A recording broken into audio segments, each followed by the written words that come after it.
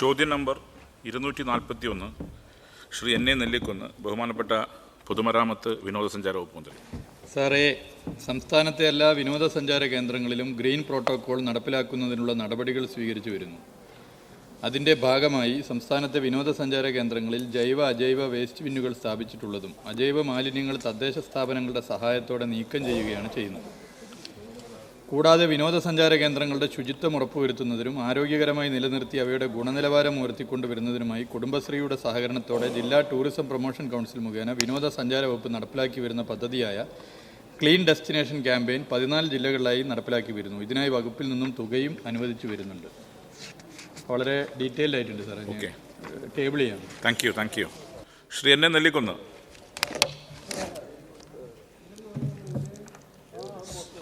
Sir, green tourism സെൻ്ററുകളായി പ്രഖ്യാപിക്കപ്പെട്ട നിരവധി പ്രദേശങ്ങൾ നമ്മുടെ സംസ്ഥാനത്തുണ്ട്. ഉദാഹരണത്തിന് നമ്മുടെ മുന്നാർ ഗ്രീൻ സോൺ അല്ലെങ്കിൽ പ്ലാസ്റ്റിക് ഫ്രീ ഡെസ്റ്റിനേഷൻ എന്നാണ് മുന്നാട് അറിയപ്പെടുന്നത്. പക്ഷേ അവിടുത്തെ യഥാർത്ഥ സ്ഥിതി എന്ത് എന്ന് നമുക്കെല്ലാവർക്കും അറിയാം. മുന്നാറിലേക്ക് കടക്കുമ്പോൾ വെൽക്കം ടു മുന്നാർ എന്ന ബോർഡ്, പക്ഷേ പ്ലാസ്റ്റിക് കൂമ്പാരങ്ങളാണ് ടൂറിസ്റ്റുകളെ അവിടെ സ്വാഗതം ചെയ്യുന്നത്. One time use of plastic നിരോധിച്ചിട്ടുണ്ടെന്നാണ് സർക്കാർ പറയുന്നത്. പക്ഷേ കേരളത്തിലെ ഏത് ടൂറിസ്റ്റ് കേന്ദ്രങ്ങൾ നോക്കിയാലും നമുക്ക് കാണാൻ സാധിക്കുന്നത് plastic bottles, paper, plastic plates എന്നിവയാണ് നമുക്ക് കാണാൻ സാധിക്കുന്നത്. എൻ്റെ ചോദ്യം, ടൂറിസം വകുപ്പിന് നിയമം നടപ്പിലാക്കാൻ അതോറിറ്റി ഇല്ല എന്ന് നമുക്ക് എല്ലാവർക്കും അറിയാം. ചോദ്യങ്ങൾ ഇങ്ങനെ എടുത്താൽ ചെയ്യാന്ന് 1 മിനിറ്റ് ആവാമോ? ചോദ്യത്തിലേക്ക് വാ. പിന്നെ ആരാണ് ഇതൊക്കെ മോണിറ്റർ ചെയ്യുക? ടൂറിസം സെൻ്ററുകളിൽ LSGDയുടെ ഇൻവോൾവ്മെൻ്റ് ഉണ്ടോ എന്നതാണ് എൻ്റെ ചോദ്യം.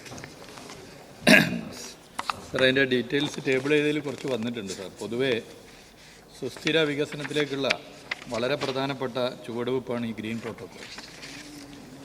അതുകൊണ്ട് തന്നെ ഗ്രീൻ പ്രോട്ടോക്കോൾ നടപ്പിലാക്കുന്നതിന് വലിയ പ്രാധാന്യമാണ് പൊതുവേ സർക്കാർ നൽകുന്നത്.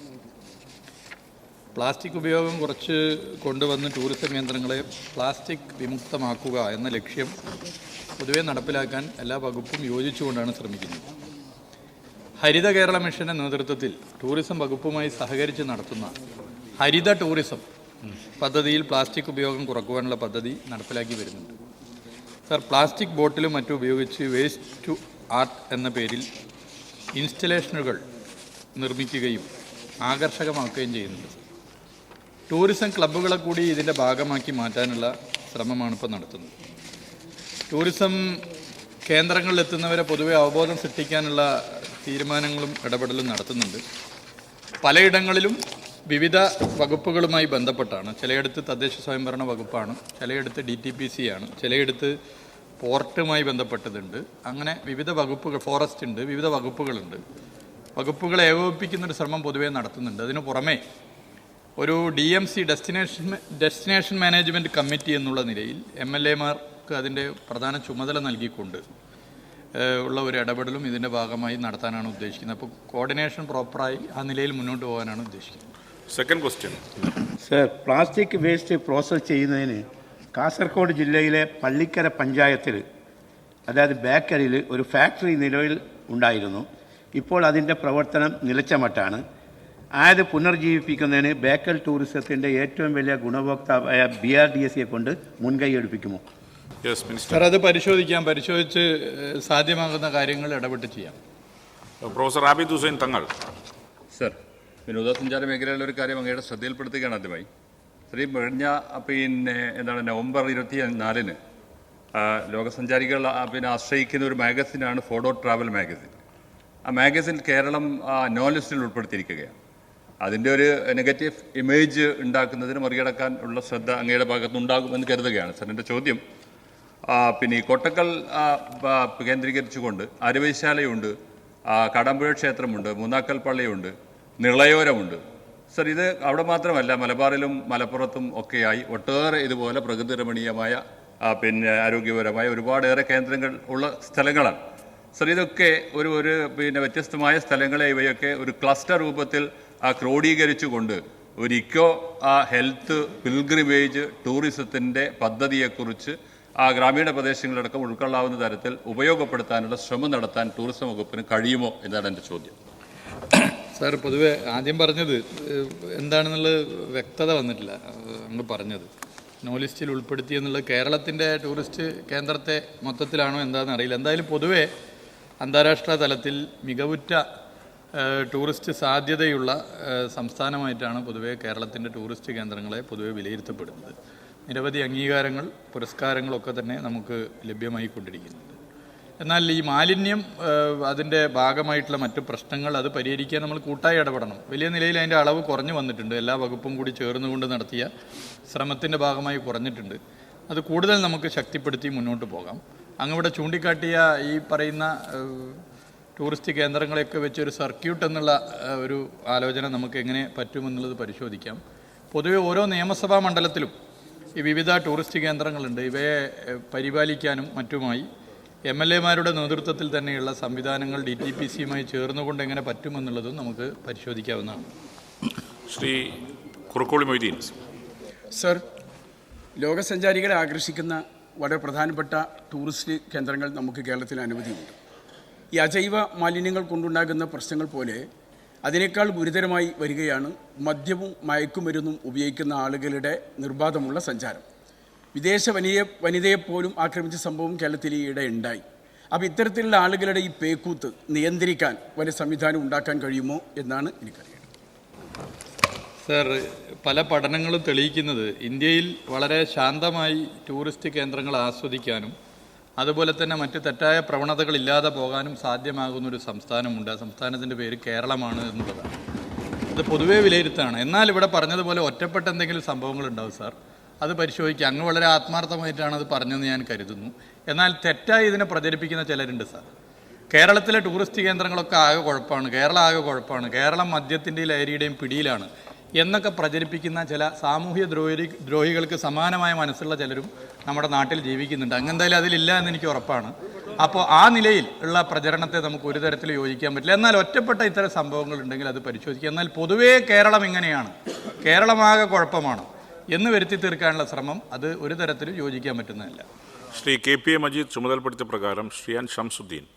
സർ, ടൂറിസ്റ്റ് കേന്ദ്രങ്ങളിലെ ഗ്രീൻ പ്രോട്ടോക്കോളാണ് നമ്മുടെ വിഷയം. സർ, നമ്മുടെ ടൂറിസ്റ്റ് കേന്ദ്രങ്ങളിലുള്ള മാലിന്യ കൂമ്പാരം അതുമായി ബന്ധപ്പെട്ട മറ്റ് വിഷയങ്ങളൊക്കെ ടൂറിസം വികാസത്തിന് തടസ്സം തന്നെയാണ്. സർ, ഇതിൽ പറയാവുന്നത് ഈ ഭക്ഷണം മാലിന്യങ്ങൾ, അതുപോലെ തന്നെ അതിന് ഉപയോഗിക്കുന്ന പ്ലേറ്റ്, ഗ്ലാസ്, കുപ്പി ഇതെല്ലാമാണല്ലോ കുമിഞ്ഞു കൂടുന്നത്. സർ, ഈ കാര്യത്തിൽ നമുക്ക് ഈ പ്രകൃതിജന്യമായ വസ്തുക്കൾ കൊണ്ട് ഉണ്ടാക്കുന്ന, ഇപ്പോൾ ഉദാഹരണത്തിന് കമുകിൻ പാള കൊണ്ട് ഉണ്ടാക്കുന്ന പ്ലേറ്റുകളുണ്ട്, അതുപോലെ തന്നെ മുള, ചിരട്ട ഇവയൊക്കെ കൊണ്ട് ഉപയോഗിക്കുന്ന ഗ്ലാസ്സുകളുണ്ട്.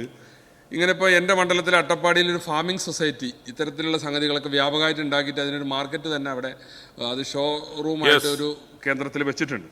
അപ്പോൾ ഇങ്ങനെയുള്ള സംഘടനകളെ ഒക്കെ ഉപയോഗപ്പെടുത്തി നമ്മുടെ ടൂറിസ്റ്റ് കേന്ദ്രങ്ങളിൽ ഇത്തരത്തിലുള്ള പ്രകൃതി ഇല കൊണ്ട്, പാള കൊണ്ട്, ചിരട്ട കൊണ്ട്, വള കൊണ്ട് ഒക്കെയുള്ള വസ്തുക്കൾ ഉണ്ടാക്കി വിതരണം ചെയ്യാനുള്ളൊരു സംഗതിയെക്കുറിച്ച് ഗവൺമെൻറ് ആലോചിക്കുമോ, ഡിപ്പാർട്ട്മെൻറ്റ് ആലോചിക്കുമോ?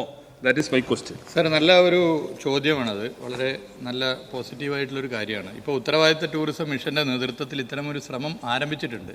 അത് നമുക്ക് ഇനിയും വിപുലപ്പെടുത്താം. അപ്പോൾ അങ്ങ് പറഞ്ഞ ഈ വിഷയം വെച്ചുകൊണ്ട് തന്നെ നമുക്ക് യോജിപ്പിക്കാവുന്നവരെയൊക്കെ യോജിപ്പിച്ച് അതുമായി ബന്ധപ്പെട്ട് മുന്നോട്ട് പോകാം. സാധ്യമാകുന്ന കാര്യങ്ങൾ ചെയ്യാം. അത് നമുക്ക് എങ്ങനെ മുന്നോട്ട് പോകാമെന്നുള്ള കൂട്ടായി ചർച്ച ചെയ്ത് പോകാവുന്നു. ശ്രീ KD പ്രസേനൻ. സർ, പശ്ചിമഘട്ട മലനിരകളിലെ മനോഹാരിതയും ഇടനാട്ടിലെ വയലേലകളും മറ്റ് കൃഷിയിടങ്ങളും അതുപോലെ തന്നെ തീരദേശത്തിലെ കടലോരവും കായലോരവും കാണാൻ വരുന്ന ടൂറിസ്റ്റുകളുടെ പറുദീസയാണ് കേരളം. ഇത്തരം പരിസ്ഥിതി സാഹചര്യം കേരളത്തിൽ രൂപപ്പെട്ടതിലും നിലനിർത്തുന്നതിലും കാലാവസ്ഥയ്ക്ക് അതീവ പ്രാധാന്യമാണുള്ളത്. ആ കാലാവസ്ഥയിൽ രൂപപ്പെട്ടു വരുന്ന ഭീതിജനകമായ വ്യതിയാനത്തെ നേരിടാൻ ഈ ടൂറിസം മേഖലയിൽ ഏത് നിലയിലുള്ള പ്രവർത്തനങ്ങളാണ് ആലോചിക്കുന്നത്? സാർ, ഈ കാലാവസ്ഥാ വ്യതിയാനം ഉൾപ്പെടെ പരിശോധിച്ച് ഡിസൈൻ ചെയ്ത നിർമ്മാണം എന്നതാണ് പൊതുവെ ഡിസൈൻ പോളിസി മുന്നോട്ട് വെക്കുന്ന നിലപാട്. സാർ, ഡിസൈൻ പോളിസി ഒരു സ്വിച്ച് ഇട്ടപ്പോൾ ബൾബ് കത്തുന്നത് പോലെ കേരളത്തിൽ പെട്ടെന്ന് വന്നതല്ല സാർ. അത് സമയമെടുത്താണ്. 2 വർഷം മുമ്പ് അതിൻ്റെ ഒരു ശില്പശാല കേരളത്തിൽ തിരുവനന്തപുരത്ത് ബഹുമാനപ്പെട്ട മുഖ്യമന്ത്രി ശ്രീ പിണറായി വിജയൻ ഉദ്ഘാടനം ചെയ്തുകൊണ്ട് നടക്കുകയുണ്ടായി. ആ ശില്പശാലയിൽ നമ്മുടെ രാജ്യത്തെ മേഖലയിലെ വിദഗ്ധർ പങ്കെടുത്ത് വിവിധ സെഷനുകളിലായി സമയമെടുത്ത് 2 ദിവസം സമയമെടുത്ത് ചർച്ച ചെയ്തു. ആ ചർച്ചയ്ക്ക് ശേഷം അത് വിവിധ വകുപ്പുകളുമായി ചർച്ച ചെയ്തു. അങ്ങനെയാണ് ഇന്ത്യയുടെ ചരിത്രത്തിലാദ്യമായി ടൂറിസം പൊതുമരാമത്ത് മേഖലയിൽ ഒരു ഡിസൈൻ പോളിസി എന്നുള്ളത് നമ്മുടെ സംസ്ഥാനത്ത് കൊണ്ടുവരാൻ സാധിച്ചത്. അതിൻ്റെ ഭാഗമായി പരിസ്ഥിതി സൗഹാർദ്ദമായ നിർമ്മാണം ലക്ഷ്യം വെക്കുകയാണ് സർ. ഇവിടെ അതോടൊപ്പം നെറ്റ് സീറോ ഡെസ്റ്റിനേഷൻ എന്ന പദ്ധതി ആവിഷ്കരിക്കുന്നതിനെക്കുറിച്ച് വകുപ്പ് ആലോചിക്കുന്നുണ്ട്. ഗ്രീൻ എനർജി പ്രോത്സാഹിപ്പിക്കുക, പരിസ്ഥിതി സൗഹൃദ ഉൽപ്പന്നങ്ങൾ പ്രോത്സാഹിപ്പിക്കുക, മിയാവാക്കി വനവൽക്കരണം പ്രോത്സാഹിപ്പിക്കുക തുടങ്ങിയവയാണ് ഇതിൻ്റെ ഭാഗമായി നടപ്പിലാക്കാൻ ഉദ്ദേശിക്കുന്നത് സർ. അത് നമുക്ക് നല്ല നിലയിൽ തന്നെ കാര്യങ്ങൾ ചെയ്ത് മുന്നോട്ട് പോകാവുന്നതാണ്. നേരത്തെ ഇവിടെ നോ ലിസ്റ്റിൻ്റെ കാര്യം പറഞ്ഞ് ഇപ്പോഴാണ് വ്യക്തത വന്നത്. ഓവർ ക്രൗഡ് ഇതിൻ്റെ ഭാഗമായി കേരളത്തിലെ ടൂറിസ്റ്റ് കേന്ദ്രങ്ങളെ നോ ലിസ്റ്റ് പെടുത്തിയാണ്. അതൊരു പ്രശ്നമാണ് സാർ. ഇപ്പോൾ ഓവർ ടൂറിസം ബാധിക്കുന്ന നിലയിലേക്ക് വരുന്നുണ്ട്. അത് നേരത്തെ തന്നെ കണ്ടുകൊണ്ടാണ് ഒരു ഇടപെടൽ എന്നുള്ള നിലയിൽ ഡെസ്റ്റിനേഷൻ ചാലഞ്ച് ഉൾപ്പെടെ വന്ന് പുതിയ ടൂറിസ്റ്റ് കേന്ദ്രങ്ങളെ ഡെവലപ്പ് ചെയ്ത് അതിനെ മറികടക്കാനുള്ള ശ്രമവും നടത്തിയത്. അപ്പോൾ കാലാവസ്ഥാ വ്യതിയാനം മറികടക്കുന്നതിന് ടൂറിസം മേഖലയിൽ സാധ്യമാകുന്ന ഇടപെടലുകൾ എല്ലാവരോടും ഡിസ്കസ് ചെയ്തുകൊണ്ട് നടത്തി വരുന്നുണ്ട്. ശ്രീമതി കാനത്തിൽ ജമീല. സർ, പൊഴിയോര ടൂറിസം പദ്ധതിയുടെ ഭാഗമായിട്ട് ഒരു മാലിന്യവും ഇല്ലാത്ത രീതിയിലേക്ക് അകലാപ്പുഴയിൽ ഒരു തുരുത്തിൽ കല്ലോ സിമൻറ്റോ പോലെയുള്ള ഒരു നിർമ്മാണ സാമഗ്രികളും ഉപയോഗിക്കാതെ തികച്ചും ഓർഗാനിക്കായി നിർമ്മിച്ചിട്ടുള്ള സഞ്ചാരികളെ ഏറെ ആകർഷിക്കുന്ന ഒരു ഫുഡ് കോർട്ടും പാർക്കും അടങ്ങുന്ന ഒരു സംരംഭമുണ്ട് സർ. എന്നാൽ ഇത് CRZ മാനദണ്ഡങ്ങൾ പാലിക്കാത്തതിനാൽ ലൈസൻസ് ലഭിക്കാത്ത ഇത്തരം സ്ഥാപനങ്ങൾക്ക് താൽക്കാലിക ലൈസൻസെങ്കിലും ലഭിക്കാനുള്ള നടപടി സ്വീകരിക്കുമോ സർ?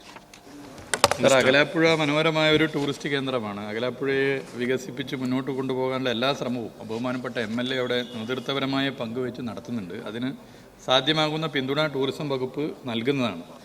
ഇവിടെ പരിസ്ഥിതി സൗഹാർദ്ദമായ നിർമ്മാണ പ്രവർത്തനങ്ങൾ നടത്തുന്നതിനാണ് പൊതുവെ സർക്കാർ മുൻതൂക്കം നൽകുന്നത്.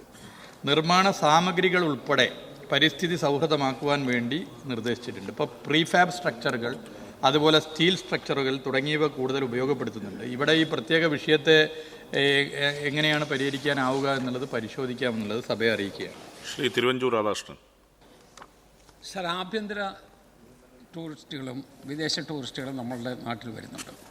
സർ, ഈ വരുന്ന ടൂറിസ്റ്റുകൾക്ക് അവർക്ക് ഈ വന്നു ചേരുന്ന സ്ഥലത്ത് നിന്ന് പ്രാദേശികമായി എന്തെങ്കിലും ഒരു കാര്യം വാങ്ങണം എന്നാഗ്രഹിച്ചാൽ അങ്ങനെയുള്ള കാഴ്ച വസ്തുക്കൾ സാധാരണഗതിയിൽ കിട്ടാറില്ല. അതിൽ കിട്ടത്തക്ക വിധത്തിലുള്ള നടപടി ഉണ്ടാക്കുമ്പോൾ മാത്രമല്ല, അതിൻ്റെ ക്വാളിറ്റി സംബന്ധിച്ചും അതിൻ്റെ ക്രെഡിബിലിറ്റി സംബന്ധിച്ചും ഗവൺമെൻറ്റിൻ്റെ കൂടി ഒരു ശ്രദ്ധയുണ്ട് എന്ന് വരികിൽ ടൂറിസ്റ്റുകൾക്ക് അത് വലിയ സഹായകരമാകും എന്നുള്ളത് ശ്രദ്ധിച്ചിട്ടുണ്ടോ? അതിനുള്ള നടപടി എടുക്കുമോ? സാർ, വളരെ പ്രധാനപ്പെട്ട ഒരു കാര്യമാണ് സാർ. ഇപ്പോൾ നമ്മൾ പല വിദേശ രാജ്യങ്ങളിൽ പോയാൽ അവിടുത്തെ ഒരു സൊവനിയർ, അവിടുത്തേതായ പ്രത്യേകതയുള്ള ഒരു കീ ചെയിനോ അല്ലെങ്കിൽ മറ്റെന്തെങ്കിലുമോ നമുക്ക് പൊതുവെ വാങ്ങി അത് പോകുന്നൊരു സ്ഥിതിയുണ്ട്. ഇത് നമ്മൾ ചർച്ച ചെയ്തിരുന്നു സാർ. ഇത് ചർച്ച ചെയ്തതിൻ്റെ ഭാഗമായി ഉത്തരവാദിത്ത ടൂറിസം മിഷൻ്റെ വിവിധ യൂണിറ്റുകൾ, കൂടുതൽ സ്ത്രീകളാണ്, വലിയൊരു ശതമാനം സ്ത്രീകളുടെ യൂണിറ്റുകളാണ്. ആ യൂണിറ്റുകൾ തന്നെ ഇത് നിർമ്മിക്കുന്ന സ്ഥിതി ഇപ്പോൾ ആരംഭിച്ചിട്ടുണ്ട്. പല ടൂറിസ്റ്റ് കേന്ദ്രങ്ങളിലും അത് വികസിച്ച് വരുന്നുണ്ട്. ഒരു എക്സ് എന്ന് പറയുന്ന ടൂറിസ്റ്റ് കേന്ദ്രത്തിൽ വന്നാൽ ആ കേന്ദ്രത്തിൻ്റെ ചരിത്രപരമായ പ്രത്യേകതകൾ കൂടി കണക്ട് ചെയ്തുകൊണ്ടുള്ള സൊവനീറുകൾ ഇപ്പോൾ നിർമ്മിക്കുന്നുണ്ട്. അത് നമുക്ക് കൂടുതൽ വികസിപ്പിക്കാവുന്നതാണ്. നല്ല ഒരു നിർദ്ദേശമായിട്ടാണ് എനിക്ക് തോന്നുന്നത്. ശ്രീ EK വിജയൻ. സാർ, കോവിഡിന് ശേഷം കേരളത്തിൽ വിദേശികളും ആഭ്യന്തര ടൂറിസ്റ്റുകളും വലിയ തോതിൽ കൂടുകയാണ്. എൻ്റെ ചോദ്യം, ഒരു വിദേശ പഠനം വന്നിരിക്കുകയാണ്. മൈക്രോ ലെവൽ പ്ലാസ്റ്റിക്കിൻ്റെ കണികൾ തലച്ചോറിലും എത്തിയെന്നത് ഹാർവാർഡ് സർവകലാശാലയിൽ. അപ്പോൾ നമ്മളെ കുസാറ്റ് എൻ്റെ ഒരു പഠനത്തിൽ വേമ്പനാട് കായലിൽ ഇതിൻ്റെ കണികളുണ്ട് എന്ന് കണ്ടെത്തിയിട്ടുണ്ട്. നമ്മളെ ടൂറിസ്റ്റുകളിൽ നമ്മളാണ് വെച്ചാൽ മലയാളികൾ തന്നെയാണ് ഏറ്റവും അശ്രദ്ധയോടെ പ്ലാസ്റ്റിക് ഉപയോഗിക്കുന്നത്. വിദേശികളൊക്കെ വളരെ അത് നല്ല ജാഗ്രത പുലർത്തുന്നുണ്ട്. അപ്പോൾ ഈ കാര്യത്തിൽ ഇങ്ങനൊരു പഠനം കൂടി ലോകത്തും നമ്മുടെ കുസാറ്റിലും വന്ന സാഹചര്യത്തിൽ ഒരു ശക്തമായ നിയന്ത്രണം പ്ലാസ്റ്റിക് ഉപയോഗത്തിൻ്റെ ഭാഗമായി വരണം. ബഹുമാനപ്പെട്ട ഹൈക്കോടതി മിനിയാന്ന് കല്യാണ വീടുകളിൽ പ്ലാസ്റ്റിക് കുപ്പി, വാട്ടർ ബോട്ടിൽ ഉപയോഗിക്കുന്നതിനെ നിയന്ത്രിക്കാൻ തീരുമാനിക്കുന്നു എന്ന് സൂചിപ്പിച്ചിട്ടുണ്ട്.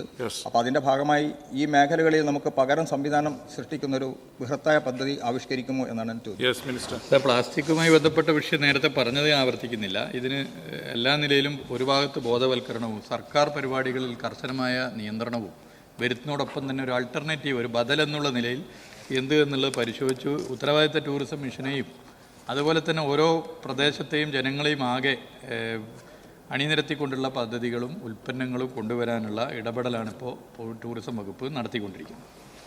ശ്രീ പ്രമോദ് നാരായൺ.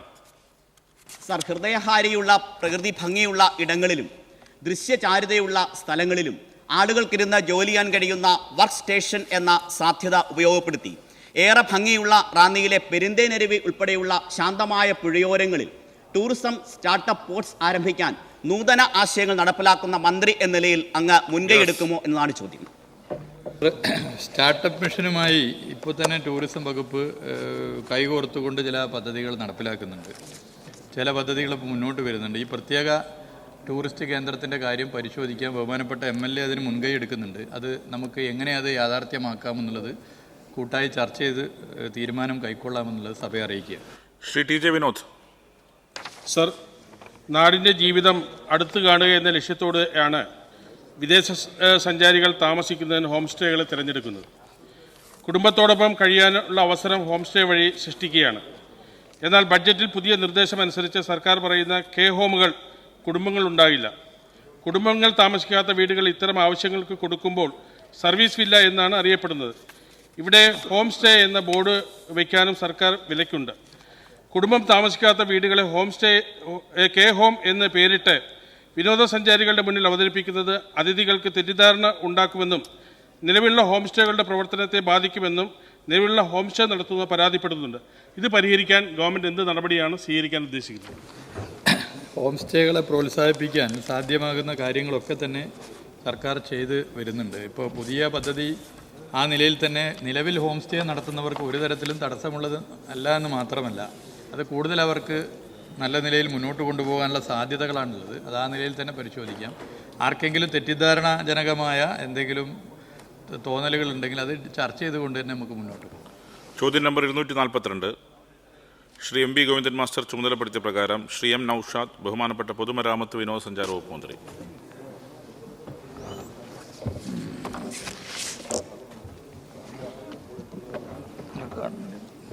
സാറേ,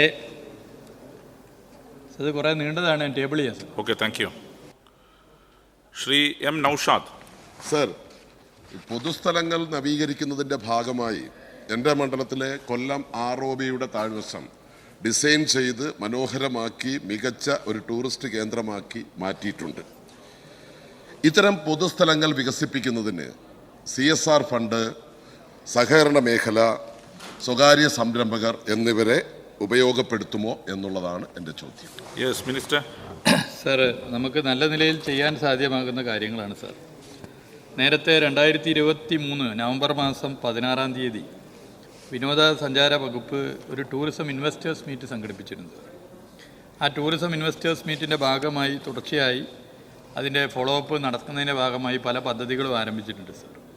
അങ്ങനെ നിൽക്കുമ്പോഴാണ് നമ്മുടെ പൊതു ഇടങ്ങളെ, പ്രത്യേകിച്ച് ഇന്നത്തെ കാലത്ത് പൊതു ഇടങ്ങൾ വർദ്ധിപ്പിക്കുക എന്നുള്ളത് നമുക്കെല്ലാവർക്കും ചേർന്നുകൊണ്ട് ഈ ലഹരിക്കെതിരെ ഉൾപ്പെടെയുള്ള പ്രതിരോധത്തിൻ്റെ കൂടി ഭാഗമായി കാണേണ്ട ഒരു പൊളിറ്റിക്സ് കൂടി അതിലുണ്ട് സാർ.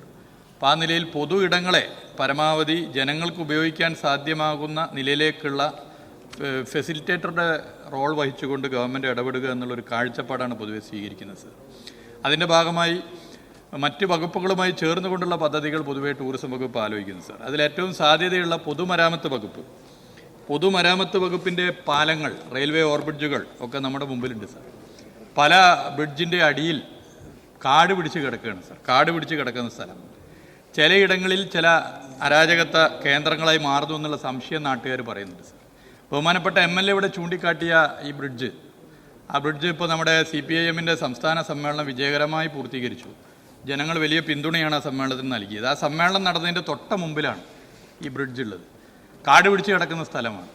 അവിടെ ഇപ്പോൾ എങ്ങനെയാണ് സ്ഥലം മാറിയതെന്ന് എല്ലാവരും കണ്ടിരിക്കുകയാണ്. കേരളത്തിൻ്റെ വിവിധ ഭാഗങ്ങളിൽ നിന്നും വന്നവരും ട്രെയിനിൽ പോകുന്നവരൊക്കെ കാണുന്നുണ്ട് സാർ. ജനങ്ങൾക്ക് നടക്കാനുള്ള walkway, shuttle court, volleyball court, open gymnasium, കുട്ടികൾക്കിരിക്കാൻ പാർക്ക്, വയോജനങ്ങൾക്ക് അവിടെ ഇരിക്കാനുള്ള സൗകര്യം തുടങ്ങിയ എല്ലാ സൗകര്യങ്ങളും, ചെസ്സ് കളിക്കാനുള്ള സൗകര്യമൊക്കെ ഉണ്ട്. നമുക്ക് എന്തുകൊണ്ട് ഇങ്ങനെ പാലങ്ങൾക്കടിയിലുള്ള സ്ഥലങ്ങൾ ഉപയോഗിച്ചുകൂടാ എന്ന് പൊതുവേ ഡിസൈൻ പോളിസിയുടെ ഭാഗമായി ചർച്ച ചെയ്തിരുന്നു. അതിൻ്റെ ഭാഗമായി പൊതുമരാമത്ത് വകുപ്പിൻ്റെ കീഴിൽ, ഞാൻ അടിവരയിട്ട് പറയുകയാണ്, പൊതുമരാമത്ത് വകുപ്പിൻ്റെ കീഴിലാണ് നാഷണൽ ഹൈവേയുടെ ബ്രിഡ്ജ് എന്നുള്ളത് പലരും ചോദിച്ചിരുന്നു. പക്ഷേ അത് അത്ര എളുപ്പമല്ല, ഒരുപാട് സമയമെടുക്കും.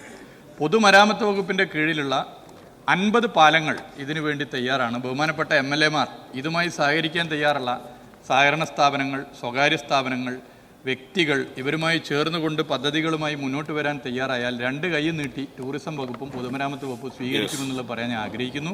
അതിൽ ഇപ്പോൾ തന്നെ ഒരു 6 MLA-മാർ ഇതുമായി ബന്ധപ്പെട്ട് കത്ത് നൽകിയിട്ടുണ്ട്. അത് ഫോളോ അപ്പ് ചെയ്യാനും അതിൽ നോ ഒബ്ജക്ഷൻ സർട്ടിഫിക്കറ്റ് നൽകാനും പൊതുമരാമത്ത് വകുപ്പ് അത് DTPC-കളെ ഏൽപ്പിക്കുകയും DTPC-കളുടെ നേതൃത്വത്തിൽ അത് പരിശോധിക്കുകയും ചെയ്യുന്ന സംവിധാനമാണ്. കൊല്ലത്തിപ്പോൾ കാണാൻ കഴിഞ്ഞത് രാത്രി 12-1 മണി വരെ അവിടെ ആളുകൾ നിൽക്കുന്നു എന്നുള്ളതാണ്. അത് വലിയ മാറ്റമാണ്. ആ മാറ്റം നമുക്ക് ഈ കാലഘട്ടത്തിൽ ഉപയോഗപ്പെടുത്താൻ വേണ്ടി പറ്റുന്നതാണ്. ഇനിയും അത് നമുക്ക് തുടരാം എന്ന് ബഹുമാനപ്പെട്ട MLA-മാരോട് അതിന് നേതൃത്വപരമായ പങ്ക് വഹിക്കണമെന്ന് ഞാൻ അഭ്യർത്ഥിക്കുകയാണ്.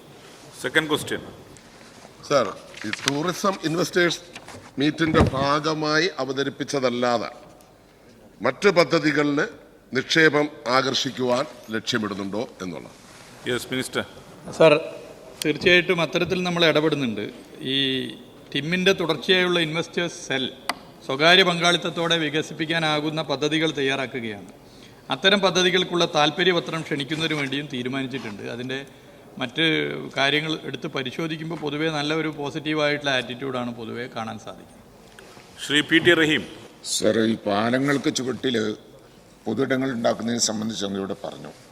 അത് എങ്ങനെയാണ് MLA-മാരുമായിട്ട് അതിന് സഹവർത്തിത്വം ഉണ്ടാക്കുന്നത് എന്ന് വിശദീകരിക്കാം. സാർ, ഇപ്പോൾ പൊതുമരാമത്ത് വകുപ്പിൻ്റെ ഉപയോഗിക്കാൻ സാധ്യമാകുന്ന ഒരു പാലത്തിനടിയിലുള്ള സ്പേസ് ഉണ്ടെങ്കിൽ ബഹുമാനപ്പെട്ട MLA-മാർ അതുമായി ബന്ധപ്പെട്ട് സ്പോൺസർ ചെയ്യാനും സഹകരിക്കാനും തയ്യാറുള്ള സഹകരണ സ്ഥാപനങ്ങളോ സ്വകാര്യ സ്ഥാപനങ്ങളോ വ്യക്തികളോ അല്ലെങ്കിൽ മറ്റ് സൊസൈറ്റികളോ ഉണ്ടെങ്കിൽ അവരുമായി ചർച്ച ചെയ്തുകൊണ്ട് ഒരു പ്രപ്പോസൽ തരികയാണെങ്കിൽ ആ പ്രപ്പോസൽ വളരെ പോസിറ്റീവായി തന്നെ അംഗീകരിച്ചു പോകാൻ പൊതുമരാമത്ത് വകുപ്പ് തയ്യാറാണ്. ആ നിലയിൽ നമുക്കതിനെ എടുക്കാൻ വേണ്ടി പറ്റും. ചിലയിടങ്ങളിൽ കംഫർട്ട് സ്റ്റേഷനുകളായി അതിനെ മാറ്റാം. ഇപ്പം നമുക്ക് ദീർഘദൂര യാത്രക്കാർക്കോ മറ്റുള്ളവർക്കോ ബാത്റൂം സൗകര്യങ്ങളും മറ്റും ഇല്ലാത്ത പ്രശ്നങ്ങൾ പറയുന്നുണ്ട്. ഇരിക്കാനില്ല ഇടമില്ലാത്ത പ്രശ്നം പറയുന്നുണ്ട്. നേരത്തെ ബഹുമാനപ്പെട്ട അംഗം ശ്രീ പ്രമോദ് നാരായണ ഇവിടെ ചൂണ്ടിക്കാട്ടിയ വർക്ക് സ്പേസ് ഉൾപ്പെടെയുള്ള കാര്യങ്ങൾക്ക് ഉപയോഗിക്കുക. അങ്ങനെ പല നിലയിലുള്ള കാര്യങ്ങൾക്ക് നമുക്കിതിനെ ഉപയോഗിക്കാൻ വേണ്ടി പറ്റും. കേരളത്തിൽ ഒറ്റയടിക്ക് കുറേ കേന്ദ്രത്തിൽ ഇത് വന്നാലുണ്ടാകുന്ന ഒരു പൊതുവേ ഒരു പോസിറ്റീവായിട്ടുള്ളൊരു സ്ഥിതിയുണ്ട്. അതോടൊപ്പം നമ്മൾ കാണേണ്ടത് ഇപ്പോൾ ഈ പലതരത്തിലുള്ള ആളുകൾ ഒഴിഞ്ഞ സ്ഥലത്താണ് വന്ന് ഒത്തുകൂടുന്നത്. ഇപ്പോൾ ഫറോക്ക് പാലം ഒരുപാട് ചരിത്രപരമായ പ്രത്യേകതകളുള്ള പാലമാണ്. രാജ്യത്തിൻ്റെ സ്വാതന്ത്ര്യ സമര പോരാട്ടത്തിലും വലിയ പങ്ക് വഹിച്ച ഇടമാണ്. ആ പാലത്തിൻ്റെ അടിയിൽ ഇതുപോലെ കേന്ദ്രമുണ്ടായി. ജനങ്ങൾ തന്നെ അവിടെ വലിയ എജിറ്റേഷനൊക്കെ തുടങ്ങി. പോലീസും ജനവും എക്സൈസും ഒക്കെ കൂടി ചേർന്നുകൊണ്ട് അതിനെ മാറ്റാനുള്ള ശ്രമം നടത്തി. ആ പാലം ഇപ്പോൾ ദീപാലംകൃതമാക്കി ട്രെയിനിൽ പോകുന്ന എല്ലാവരും കാണുന്നുണ്ട്. അതിൻ്റെ അടുത്തുള്ള ഒരു പാർക്ക്, അടഞ്ഞു കിടന്നിരുന്ന പാർക്ക് വി പാർക്ക് എന്നുള്ളതിൽ കൊണ്ടുവന്നു. ഇപ്പോൾ അങ്ങനത്തെ പ്രവണതകൾ അവിടെ ഇല്ല. അവിടെ നിന്ന് ആളുകൾ അവിടെ നിന്ന് മാറിയിട്ടുണ്ട്. പക്ഷേ അതൊരു പ്രധാന സാംസ്കാരിക കേന്ദ്രമായി മാറി എന്നുള്ളതാണ് അതിൻ്റെ പ്രത്യേകത. ആ നിലയിൽ നമുക്കിതിനെ ഇന്നത്തെ കാലഘട്ടത്തിലെ ഒരു പ്രധാന ഉത്തരവാദിത്വം കൂടിയായി, ഇത്തരം അരാജക പ്രവണതകൾക്കെതിരെയുള്ള ഒരു ഫൈറ്റിൻ്റെ ഭാഗം കൂടിയായി ഇത്തരം പൊതു ഇടങ്ങളെ പരമാവധി എണ്ണം വർദ്ധിപ്പിക്കുക എന്നുള്ള കാഴ്ചപ്പാട് കൊണ്ടുവരാം. അതിനെല്ലാ പിന്തുണയും MLA-മാർക്ക് പൊതുമരാമത്ത് വകുപ്പും ടൂറിസം വകുപ്പും നൽകും എന്ന് ഇവിടെ സഭയെ അറിയിക്കാൻ ഞാൻ ആഗ്രഹിക്കുന്നു. ശ്രീ IB സതീഷ്. സർ, കാട്ടാക്കട മണ്ഡലത്തിലെ ശാസ്താംപാറ തിരുവനന്തപുരം ജില്ലയിലെ തന്നെ ശ്രദ്ധേയമായ ടൂറിസ്റ്റ് കേന്ദ്രങ്ങളിലൊന്നാണ്. ശാസ്താംപാറയിൽ അഡ്വഞ്ചറസ് ടൂറിസം അക്കാദമി പ്രഖ്യാപിക്കുകയും അതിൻ്റെ വിശദമായ പദ്ധതി തയ്യാറാക്കുകയും ചെയ്തതാണ്. ആവശ്യമായ ഭൂമി കൈമാറുകയും ചെയ്തിട്ടുണ്ട്. അഡ്വഞ്ചറസ് ടൂറിസം അക്കാദമി നടപ്പാക്കാനുള്ള പ്രവർത്തനങ്ങൾ ഏത് ഘട്ടത്തിലാണ് എന്ന് വിശദീകരിക്കാമോ? സാർ, MLA ഇത് നിരവധി തവണ ശ്രദ്ധയിൽപ്പെടുത്തിയ വിഷയമാണ്. ഇവിടെ ഒരു PPP മോഡൽ പദ്ധതി ആണ് വകുപ്പ് ഉദ്ദേശിക്കുന്നത്. പദ്ധതിയുടെ കാര്യത്തിൽ തീരുമാനമെടുക്കാൻ ടൂറിസം സെക്രട്ടറി തല കമ്മിറ്റി തന്നെ രൂപീകരിച്ചിട്ടുണ്ട്. ആ കമ്മിറ്റി താൽപ്പര്യപത്രം ക്ഷണിക്കുന്നത് ഉൾപ്പെടെയുള്ള കാര്യങ്ങളിൽ തീരുമാനം കൈക്കൊള്ളും. വളരെ വേഗത്തിൽ തന്നെ നമുക്ക് ശാസ്താംപാറ അഡ്വഞ്ചർ ടൂറിസം പാർക്കും അക്കാദമിയും യാഥാർത്ഥ്യമാക്കുവാനുള്ള ഇടപെടലുകൾ നടത്താമെന്നുള്ളത് ബഹുമാനപ്പെട്ട അംഗത്തെ അറിയിക്കുക. ശ്രീ CH കുഞ്ഞമ്പു. സർ, രണ്ടാം പിണറായി സർക്കാർ അധികാരത്തിൽ വന്നതിന് ശേഷം സ്വകാര്യ സംരംഭകർ കൂടുതലായി നിക്ഷേപത്തിന് തയ്യാറായ ടൂറിസ്റ്റ് മേഖലയാണ് ബേക്കൽ. ബേക്കലിൽ നടന്ന 1ഉം 2ഉം ഇൻ്റർനാഷണൽ ബീച്ച് ഫെസ്റ്റിവലുകൾ ടൂറിസ്റ്റുകളെയും നിക്ഷേപകരെയും വരവിൽ ഗണ്യമായ വർധനവ് വരുത്തിയിട്ടുണ്ട്. 3 പഞ്ചനക്ഷത്ര ഹോട്ടലുകൾ ഉൾപ്പെടെ ടൂറിസം വികസനത്തിന് ആവശ്യമായ ഒട്ടേറെ സൗകര്യങ്ങൾ നിലവിലുള്ള ബേക്കലിൽ കൂടുതൽ ടൂറിസം പദ്ധതികൾ സാധ്യമാക്കാൻ നടപടി സ്വീകരിക്കുമോ? അതോടൊപ്പം തന്നെ ബേക്കൽ ഇൻ്റർനാഷണൽ ബീച്ച് ഫെസ്റ്റിവലിൻ്റെ 3ാമത്തെ എഡിഷൻ നടത്തുന്നതിന് വേണ്ടിയുള്ള സാമ്പത്തിക സഹായം നൽകും. സർ, ടൂറിസം ഇൻവെസ്റ്റേഴ്സ് മീറ്റ് 2023 സംഘടിപ്പിച്ചതിൻ്റെ ഏറ്റവും വലിയ ഗുണഭോക്താവായി മാറിയത് ബേക്കലാണ് സർ. ബേക്കലിലാണ് അതിൻ്റെ ഭാഗമായി നിരവധി പദ്ധതികളുടെ വാഗ്ദാനം വരികയും പലതും യാഥാർത്ഥ്യമാവുകയും ചെയ്തിട്ടുള്ളത്. ആ നിലയിൽ ബേക്കലിൻ്റെ സാധ്യത BRDCയുടെ നേതൃത്വത്തിൽ വളരെ മാതൃകാപരമായി ഇടപെട്ട് മുന്നോട്ട് പോകുന്നുണ്ട് സർ. ഇപ്പോൾ നമ്മൾ ആലോചിക്കുമ്പോൾ ബേക്കൽ വളരെ പ്രധാനപ്പെട്ട ഒരു ടൂറിസ്റ്റ് കേന്ദ്രമായി മാറുന്നു. ഇവിടെ ബഹുമാനപ്പെട്ട അംഗം ഇവിടെ ചൂണ്ടിക്കാട്ടി, അത് 3 5 സ്റ്റാർ ഹോട്ടൽ എന്നുള്ളത് മാത്രമല്ല പ്രത്യേകത, ഒരു പഞ്ചായത്തിലാണ് സർ, ഒരു പഞ്ചായത്തിലാണ് 3 5 സ്റ്റാർ ഹോട്ടൽ. അപ്പോൾ 3ാമത്തെ 5 സ്റ്റാർ ഹോട്ടലിൻ്റെ ഉദ്ഘാടന പരിപാടിയിൽ പങ്കെടുക്കുമ്പോൾ ഞാൻ ആദ്യത്തെ 2 സ്ഥലത്തെ സ്ഥിതി ചോദിച്ചു. ഒരു റൂം പോലും ഒഴിവില്ലാത്ത നിലയിലേക്കാണ് അവിടെ മാറിയിട്ടുള്ളത്. സഞ്ചാരികളെന്ന് പറയുമ്പോൾ എല്ലാവരും 5 സ്റ്റാർ ഹോട്ടൽ സെലക്ട് ചെയ്യുന്നവരല്ല, നമുക്കറിയാം. അവിടെ പൊതുമരാമത്ത് വകുപ്പിൻ്റെ റെസ്റ്റ് ഹൗസുകളും ടൂറിസം ഗസ്റ്റ് ഹൗസുകളും ഹോം സ്റ്റേകളും ഒക്കെ നല്ല നിലയിൽ വന്നിട്ടുണ്ട്. ബേക്കലിൽ വലിയ മാറ്റം ഇതിൻ്റെ ഭാഗമായി എത്തിയിട്ടുണ്ട്. ഇപ്പോൾ വന്നിട്ടുള്ള നിക്ഷേപകരെ നല്ല നിലയിൽ നമുക്ക് പ്രോത്സാഹിപ്പിക്കാൻ വേണ്ടി സാധിക്കും. ബേക്കൽ ഡെസ്റ്റിനേഷനിലെത്തുന്ന സ്വകാര്യ സംരംഭകർ ടൂറിസം ഇൻവെസ്റ്റേഴ്സ് മീറ്റിൻ്റെ ഭാഗമായി എത്തിയിട്ടുള്ളവരെ ഫെസിലിറ്റേറ്റ് ചെയ്യാനുള്ള ചുമതല BRDCയെ ഏൽപ്പിക്കുന്നതും പരിശോധിക്കാമെന്നുള്ളത് സഭയെ ഞാൻ അറിയിക്കാൻ ആഗ്രഹിക്കുന്നു. Shri M Vincent. വിഴിഞ്ഞം അന്താരാഷ്ട്ര തുറമുഖത്തോട് ചേർന്ന് കിടക്കുന്നതാണ് കേരളത്തിലെ ആദ്യത്തെ ടൂറിസം ഡെസ്റ്റിനേഷനായിട്ടുള്ള കോവളം. കോവളത്തിൻ്റെ പ്രാധാന്യം അങ്ങ് തന്നെ പലതവണ ഇവിടെ പറഞ്ഞിട്ടുള്ളതുമാണ്. കേരളത്തെ അറിയാത്തവർ പോലും കോവളത്തെ അറിയുന്നു എന്നുള്ള സ്റ്റേറ്റ്മെൻറ്റ് വരെ അങ്ങ് നടത്തിയിട്ടുള്ളതാണ്. അപ്പോൾ തുറമുഖം യാഥാർത്ഥ്യമാകുന്ന പശ്ചാത്തലത്തിൽ കോവളത്തെ ടൂറിസത്തെ കൂടുതൽ സജീവമാക്കുന്നതിന് വേണ്ടി എന്തെങ്കിലും പഠനങ്ങൾ നടത്തി പുതിയ പദ്ധതികൾ കൊണ്ടുവരാൻ ഉദ്ദേശിക്കുന്നുണ്ടോ എന്നതിനെക്കുറിച്ച് ഗവൺമെൻറ് വ്യക്തമാക്കാമോ? Yes minister. സർ, കേരളത്തെ അറിയാത്തവർ മാത്രമല്ല കോവളത്തെ അറിയുന്ന ഞാൻ പറഞ്ഞു. സർ, ഇന്ത്യ എന്ന് പറയുന്ന രാജ്യത്തേക്ക് പോലും വരുന്നത് കോവളത്ത് വരാൻ വേണ്ടിയാണ് എന്നുള്ള നിലയിൽ വിദേശ സഞ്ചാരികളുണ്ട് എന്നുള്ളതാണ് ഒരു വസ്തുത. ഇവിടെ അദ്ദേഹം ചൂണ്ടിക്കാട്ടിയതുപോലെ കോവളത്തിന് വേണ്ടിയിട്ട് ഇപ്പോൾ കിഫ്ബിയുടെ ഒരു വലിയ ബൃഹത് പദ്ധതി, നല്ല തുക ചെലവഴിച്ചുകൊണ്ടുള്ള പദ്ധതിയുണ്ട്. അത് നമുക്ക് യാഥാർത്ഥ്യമാക്കണം. അതിന് കുറച്ച് സമയമെടുത്തു എന്നുള്ളതൊരു പ്രശ്നമാണ്. കിഫ്ബിയുമായി ചർച്ച ചെയ്തിട്ടുണ്ട്. അത് നമുക്കത് എത്രയും വേഗത്തിൽ അത് യാഥാർത്ഥ്യമാക്കാൻ കൂട്ടായി നിന്നുകൊണ്ട് ഇടപെടാം. എല്ലാ നിലയിലും ഇടപെട്ട് മുന്നോട്ട് പോകും. ശ്രീ ചന്ദ്രശേഖരൻ. സർ, ബഹുമാനപ്പെട്ട മന്ത്രി ബേക്കൽ ടൂറിസത്തിൻ്റെ പ്രാധാന്യത്തെക്കുറിച്ചും ബേക്കൽ ഇപ്പോൾ എത്തിയിരിക്കുന്ന അവസ്ഥയെക്കുറിച്ചുമൊക്കെ സൂചിപ്പിച്ചു. ഈ അജാനൂർ പഞ്ചായത്തിലെ ബേക്കൽ ടൂറിസത്തിൻ്റെ ഭാഗമായി തന്നെ 10-13 ഏക്കറിലധികം സ്ഥലം വർഷങ്ങൾക്ക് മുമ്പ് എടുത്തതാണ്. ആ ഭൂമി ഈ സർക്കാരിൻ്റെ കാലത്താണ് അതിനെ ഇൻവെസ്റ്റേഴ്സ് മീറ്റിൻ്റെ ഭാഗമായി ചിലർ പുതുതായി അവിടെ കടന്നു വരാൻ തയ്യാറായത്. അവർ സംരംഭങ്ങൾ ആരംഭിക്കുമെന്ന് പറഞ്ഞെങ്കിലും വർഷം 1-ലധികം കഴിഞ്ഞിട്ടും ഒന്നും ആരംഭിച്ചിട്ടില്ല. അത് സംബന്ധിച്ച് എന്തെങ്കിലുമൊക്കെ നടപടി സ്വീകരിക്കും. അതുമായി ബന്ധപ്പെട്ട ചർച്ച തുടർന്ന് പോവുകയാണ്. അവർ വലിയൊരു നിലയിലുള്ള വാഗ്ദാനം നൽകി അതിൻ്റെ കാര്യമായിട്ട് പോയിട്ടുണ്ട്. അപ്പോൾ ചില ചെറിയ വിഷയങ്ങളുണ്ട്, അത് പരിഹരിച്ച് മുന്നോട്ട് പോകാൻ തന്നെ സാധിക്കുമെന്നുള്ളതാണ് പൊതുവേ കാണാനുള്ള. ബേക്കൽ ഫെസ്റ്റിൻ്റെ കാര്യവും നമ്മൾ എടുത്തു പറയേണ്ടതാണ്. അവിടെ വന്നിട്ടുള്ള മാറ്റം കൂടിയാണ് ബേക്കൽ ഫെസ്റ്റും. അതുപോലെ ഈ പൊതുവേ BRDCയുടെ പ്രവർത്തനവും വളരെ നല്ല നിലയിലാണ്. BRDC അതിൻ്റെ പ്രവർത്തനം BRDCയുടെ MDയുടെ നേതൃത്വത്തിൽ ഇപ്പോൾ നടത്തി വരുന്നത്. ബഹുമാനപ്പെട്ട MLAയും ആ ബേക്കലുമായി ബന്ധപ്പെട്ട മറ്റ് മണ്ഡലങ്ങളിലുള്ളവരൊക്കെ തന്നെ MLAമാരൊക്കെ തന്നെ യോജിച്ചുകൊണ്ട് മുന്നോട്ട് പോയാൽ നമുക്ക് കൂടുതൽ ഒരു പ്രധാന ടൂറിസ്റ്റ് കേന്ദ്രമായി, കേരളത്തിലെ ഏറ്റവും പ്രധാനപ്പെട്ട ടൂറിസ്റ്റ് കേന്ദ്രങ്ങളിൽ ഒന്നായി മാറിയ ബേക്കലിനെ ഇനിയും നമുക്ക് വികസിപ്പിക്കാനാവും. ശ്രീ കെ ആൻസ്ലാൻ. ബഹുമാനപ്പെട്ട മിനിസ്റ്റർ. സാർ, എൻ്റെ മണ്ഡലത്തിലെ നെയ്യാറ്റിക്കര നഗരസഭയുടെ നെയ്യാറിൻ്റെ ഭാഗമായിട്ടുള്ള ഈരാറ്റിൻപുറം, അതായത് നെയ്യാറ് 2ആയി പിരിഞ്ഞു പോകുന്ന മനോഹരമായിട്ടുള്ള പ്രകൃതി രമണീയമായിട്ടുള്ള ഭൂപ്രദേശമാണ്. കഴിഞ്ഞ ഗവൺമെൻറ് കാലത്ത് അവിടെ ഏകദേശം 2,66 ലക്ഷം രൂപ മുടക്കിക്കൊണ്ട് കുറേ പ്രവർത്തനങ്ങൾ പൂർത്തീകരിക്കാൻ വേണ്ടി കഴിഞ്ഞു. അനുബന്ധമായ പ്രവർത്തനങ്ങൾ പൂർത്തീകരിച്ചാൽ നമ്മുടെ ജില്ലയിലെ ഏറ്റവും പ്രധാനപ്പെട്ട ടൂറിസ്റ്റ് ഡെസ്റ്റിനേഷനായി ഡെവലപ്പ് ചെയ്തെടുക്കാൻ വേണ്ടി കഴിയും. അതുവഴി ഒട്ടനവധി തൊഴിൽ സാധ്യതകൾ വർദ്ധിപ്പിക്കാൻ വേണ്ടി കഴിയും. ഇക്കാര്യത്തിൽ മിനിസ്റ്റർ പ്രത്യേകമായ ഒരു ഇടപെടൽ നടത്തി സഹായിക്കുമെന്നാണ് ചോദ്യം. സാധ്യതക്കനുസരിച്ച് ഇടപെടാനുള്ള എല്ലാ നിലയിലുമുള്ള തീരുമാനങ്ങൾ ടൂറിസം വകുപ്പ് കൈക്കൊള്ളാമെന്നുള്ള സഭയെ അറിയിക്കും. ചോദ്യം നമ്പർ 243 ശ്രീ സനീഷ് കുമാർ ജോസഫ്. ബഹുമാനപ്പെട്ട പൊതുവിദ്യാഭ്യാസം തൊഴിൽ വകുപ്പ് മന്ത്രിക്ക് വേണ്ടി. ബഹുമാനപ്പെട്ട തദ്ദേശ സ്വയംഭരണവും എക്സൈസ് പാർലമെന്ററി കാര്യ വകുപ്പ് മന്ത്രി. സർ, വിദ്യാലയങ്ങളിലെ ലഹരി വിരുദ്ധ ക്യാമ്പയിനിൽ വിദ്യാർത്ഥികൾക്കിടയിൽ ലഹരി വസ്തുക്കളുടെ ദുരുപയോഗവും ആസക്തിയും തടയാൻ ലക്ഷ്യമിട്ടുള്ള വിവിധ പ്രവർത്തന പദ്ധതികൾ സർക്കാർ നടപ്പാക്കി വരുന്നു. സമൂഹത്തെ ശാക്തീകരിക്കൽ, ആരോഗ്യകരമായ ജീവിതശൈലി പ്രോത്സാഹിപ്പിക്കുന്നതിനുള്ള പിന്തുണാ സംവിധാനങ്ങൾ എന്നിവ ഇതിൽ പ്രധാനമായും ഉൾപ്പെടുത്തിയിട്ടുണ്ട്. സർ, വളരെ വിശദമായിട്ടുള്ള മറുപടിയാണ്. ശ്രീ സനീഷ് കുമാർ ജോസഫ്. സർ, കുട്ടികളിൽ വർദ്ധിച്ചു വരുന്ന അക്രമോത്സുകയും ലഹരി ഉപയോഗവും കണ്ടില്ലെന്ന് നടിച്ച് മുന്നോട്ട് പോകാൻ കഴിയാത്ത സ്ഥിതിയാണ്. നിരോധിത ലഹരി ലഭ്യമാകുന്നില്ലെന്ന് ഉറപ്പുവരുത്തേണ്ടതും കുട്ടികളുടെ ജീവിത പരിസരം സുരക്ഷിതമാക്കേണ്ടതും സർക്കാരിൻ്റെ പ്രാഥമിക ഉത്തരവാദിത്തമാണ്. വരുന്ന അധ്യയന വർഷം മുതലെങ്കിലും സ്കൂളുകളിൽ ആഴ്ചയിൽ ഒരു പീരിയഡ് കുട്ടികളുടെ മാനസികാരോഗ്യം, ഡിജിറ്റൽ മീഡിയയുടെ ദുരുപയോഗം, ലഹരിയുടെ ഉപയോഗം തുടങ്ങിയ വിഷയങ്ങളുടെ ബോധവൽക്കരണത്തിനായി മാറ്റിവെക്കുന്നതിന് നടപടി സ്വീകരിക്കുമോ? Yes minister.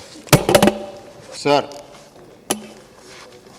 കുട്ടികൾക്കിടയിൽ ലഹരി ഉപയോഗവുമായി ബന്ധപ്പെട്ടും അല്ലാതെയും ഹിംസയും അക്രമവും ഉണ്ടാകുന്നുണ്ട്. ഇക്കാര്യത്തിൽ ലഹരി ബോധവൽക്കരണ പരിപാടികളിൽ വളരെ ശ്രദ്ധയാണ് സർക്കാർ ചെലുത്തിയിട്ടുള്ളത്. ധാരാളം പദ്ധതികൾ അതിനായിട്ട് ആവിഷ്കരിച്ചിട്ടുണ്ട്. ഏതെങ്കിലും ഒരാഴ്ച മാറ്റിവെക്കുക എന്നതല്ല, തുടർച്ചയായി തന്നെ ഇത്തരത്തിലുള്ള പ്രവർത്തനങ്ങളാണ് സർക്കാർ നടത്തിക്കൊണ്ടിരിക്കുന്നത്. ഇപ്പം എല്ലാ സ്കൂൾ തലങ്ങളിലും ജാഗ്രതാ സമിതികൾ രൂപീകരിച്ചിട്ടുണ്ട്. ജാഗ്രതാ സമിതികളിൽ പ്രധാനാധ്യാപകൻ, PTA president, MPTA president, school leader തുടങ്ങിയിട്ടുള്ള അധ്യാപകരുടെയും രക്ഷിതാക്കളുടെയും വിദ്യാർത്ഥികളുടെയും ആകെ പ്രതിനിധികൾ അതിൽ ഉൾപ്പെട്ടിട്ടുണ്ട്. ആ ജാഗ്രതാ സമിതി യോഗങ്ങൾ ചേരുന്നതിനും പ്രത്യേകമായിട്ടുള്ള ശ്രദ്ധ പുലർത്തിക്കൊണ്ടിരിക്കുന്നുണ്ട്. അതുപോലെ വിശദമായിട്ടുള്ള മാർഗരേഖ ജാഗ്രതാ സമിതികൾ എങ്ങനെ പ്രവർത്തിക്കണം എന്നത് സംബന്ധിച്ച് വിദ്യാലയങ്ങൾക്ക് നൽകിയിട്ടുണ്ടായിരുന്നു. അതോടൊപ്പം ലഹരി ബോധവൽക്കരണത്തോടൊപ്പം തന്നെ കുട്ടികളെ അതിൽ നിന്ന് പിന്തിരിപ്പിക്കാൻ അധ്യാപകരെ ശാക്തീകരിക്കുന്നതിനും ധാരാളം പരിശീലന പരിപാടികൾ സംഘടിപ്പിച്ചിട്ടുണ്ട്.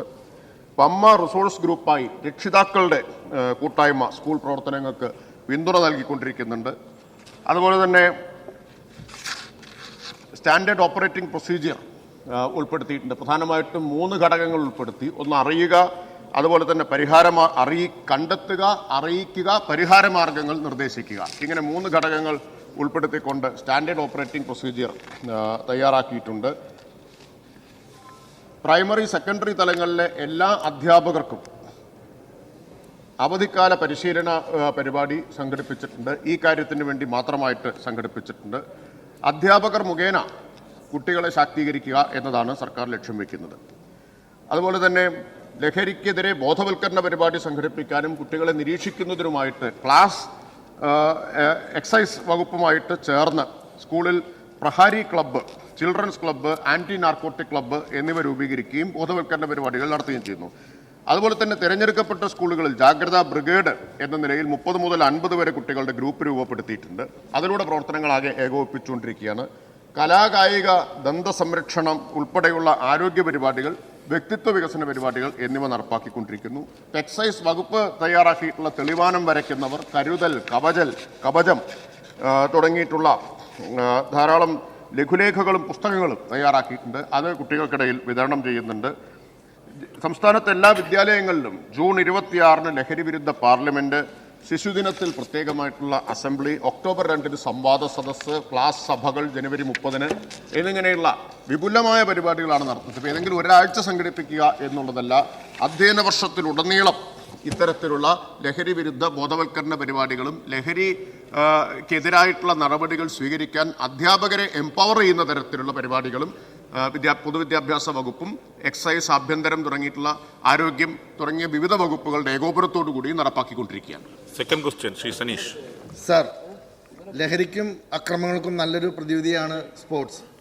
പൊതുവിദ്യാഭ്യാസ വകുപ്പും കായിക വകുപ്പും തമ്മിൽ ഒരു ഊഷ്മളമായ ബന്ധമല്ല നിലവിലുള്ളത്.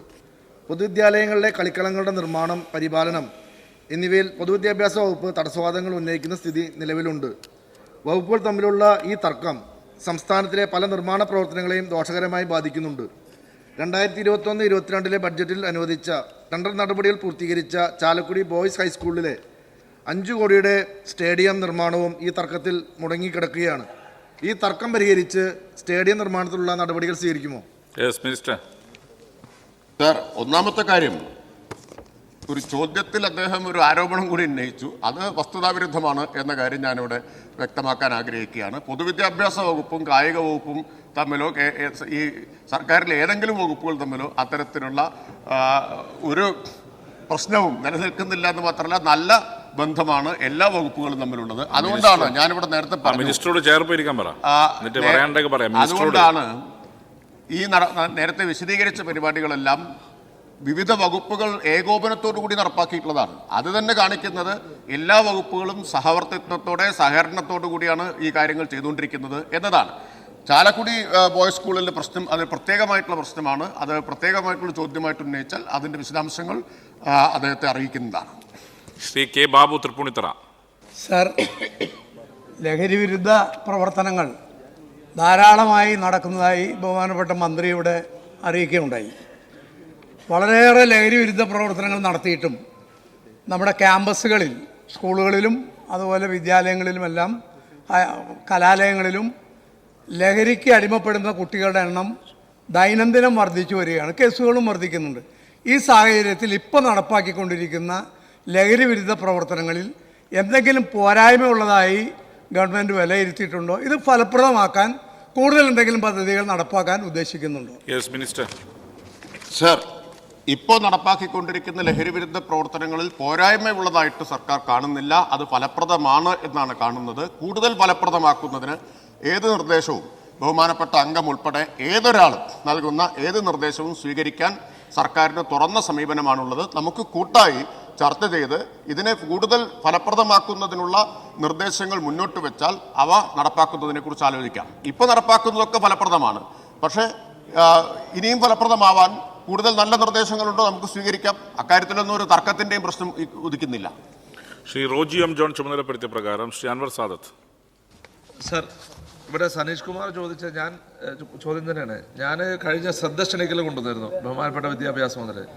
അപ്പോൾ അദ്ദേഹം പറഞ്ഞിരുന്നു നമ്മുടെ ഇതിൻ്റെ ഭാഗമായിട്ട് ഒരു പീരീഡ് നമുക്ക് ക്ലാസ്സുകളിൽ സ്കൂളുകളിൽ വെക്കാമെന്ന് പറഞ്ഞിരുന്നു. മാസത്തിൽ ഒരു പീരീഡോ അല്ലെങ്കിൽ അതിന് പ്രായോഗികമായ എന്താ കഴിയാവുന്ന ആ രീതിയിൽ ചെയ്യാമെന്ന്. സാർ, അത് നടപ്പിലാക്കേണ്ടത് ഏറ്റവും ആവശ്യമാണ്.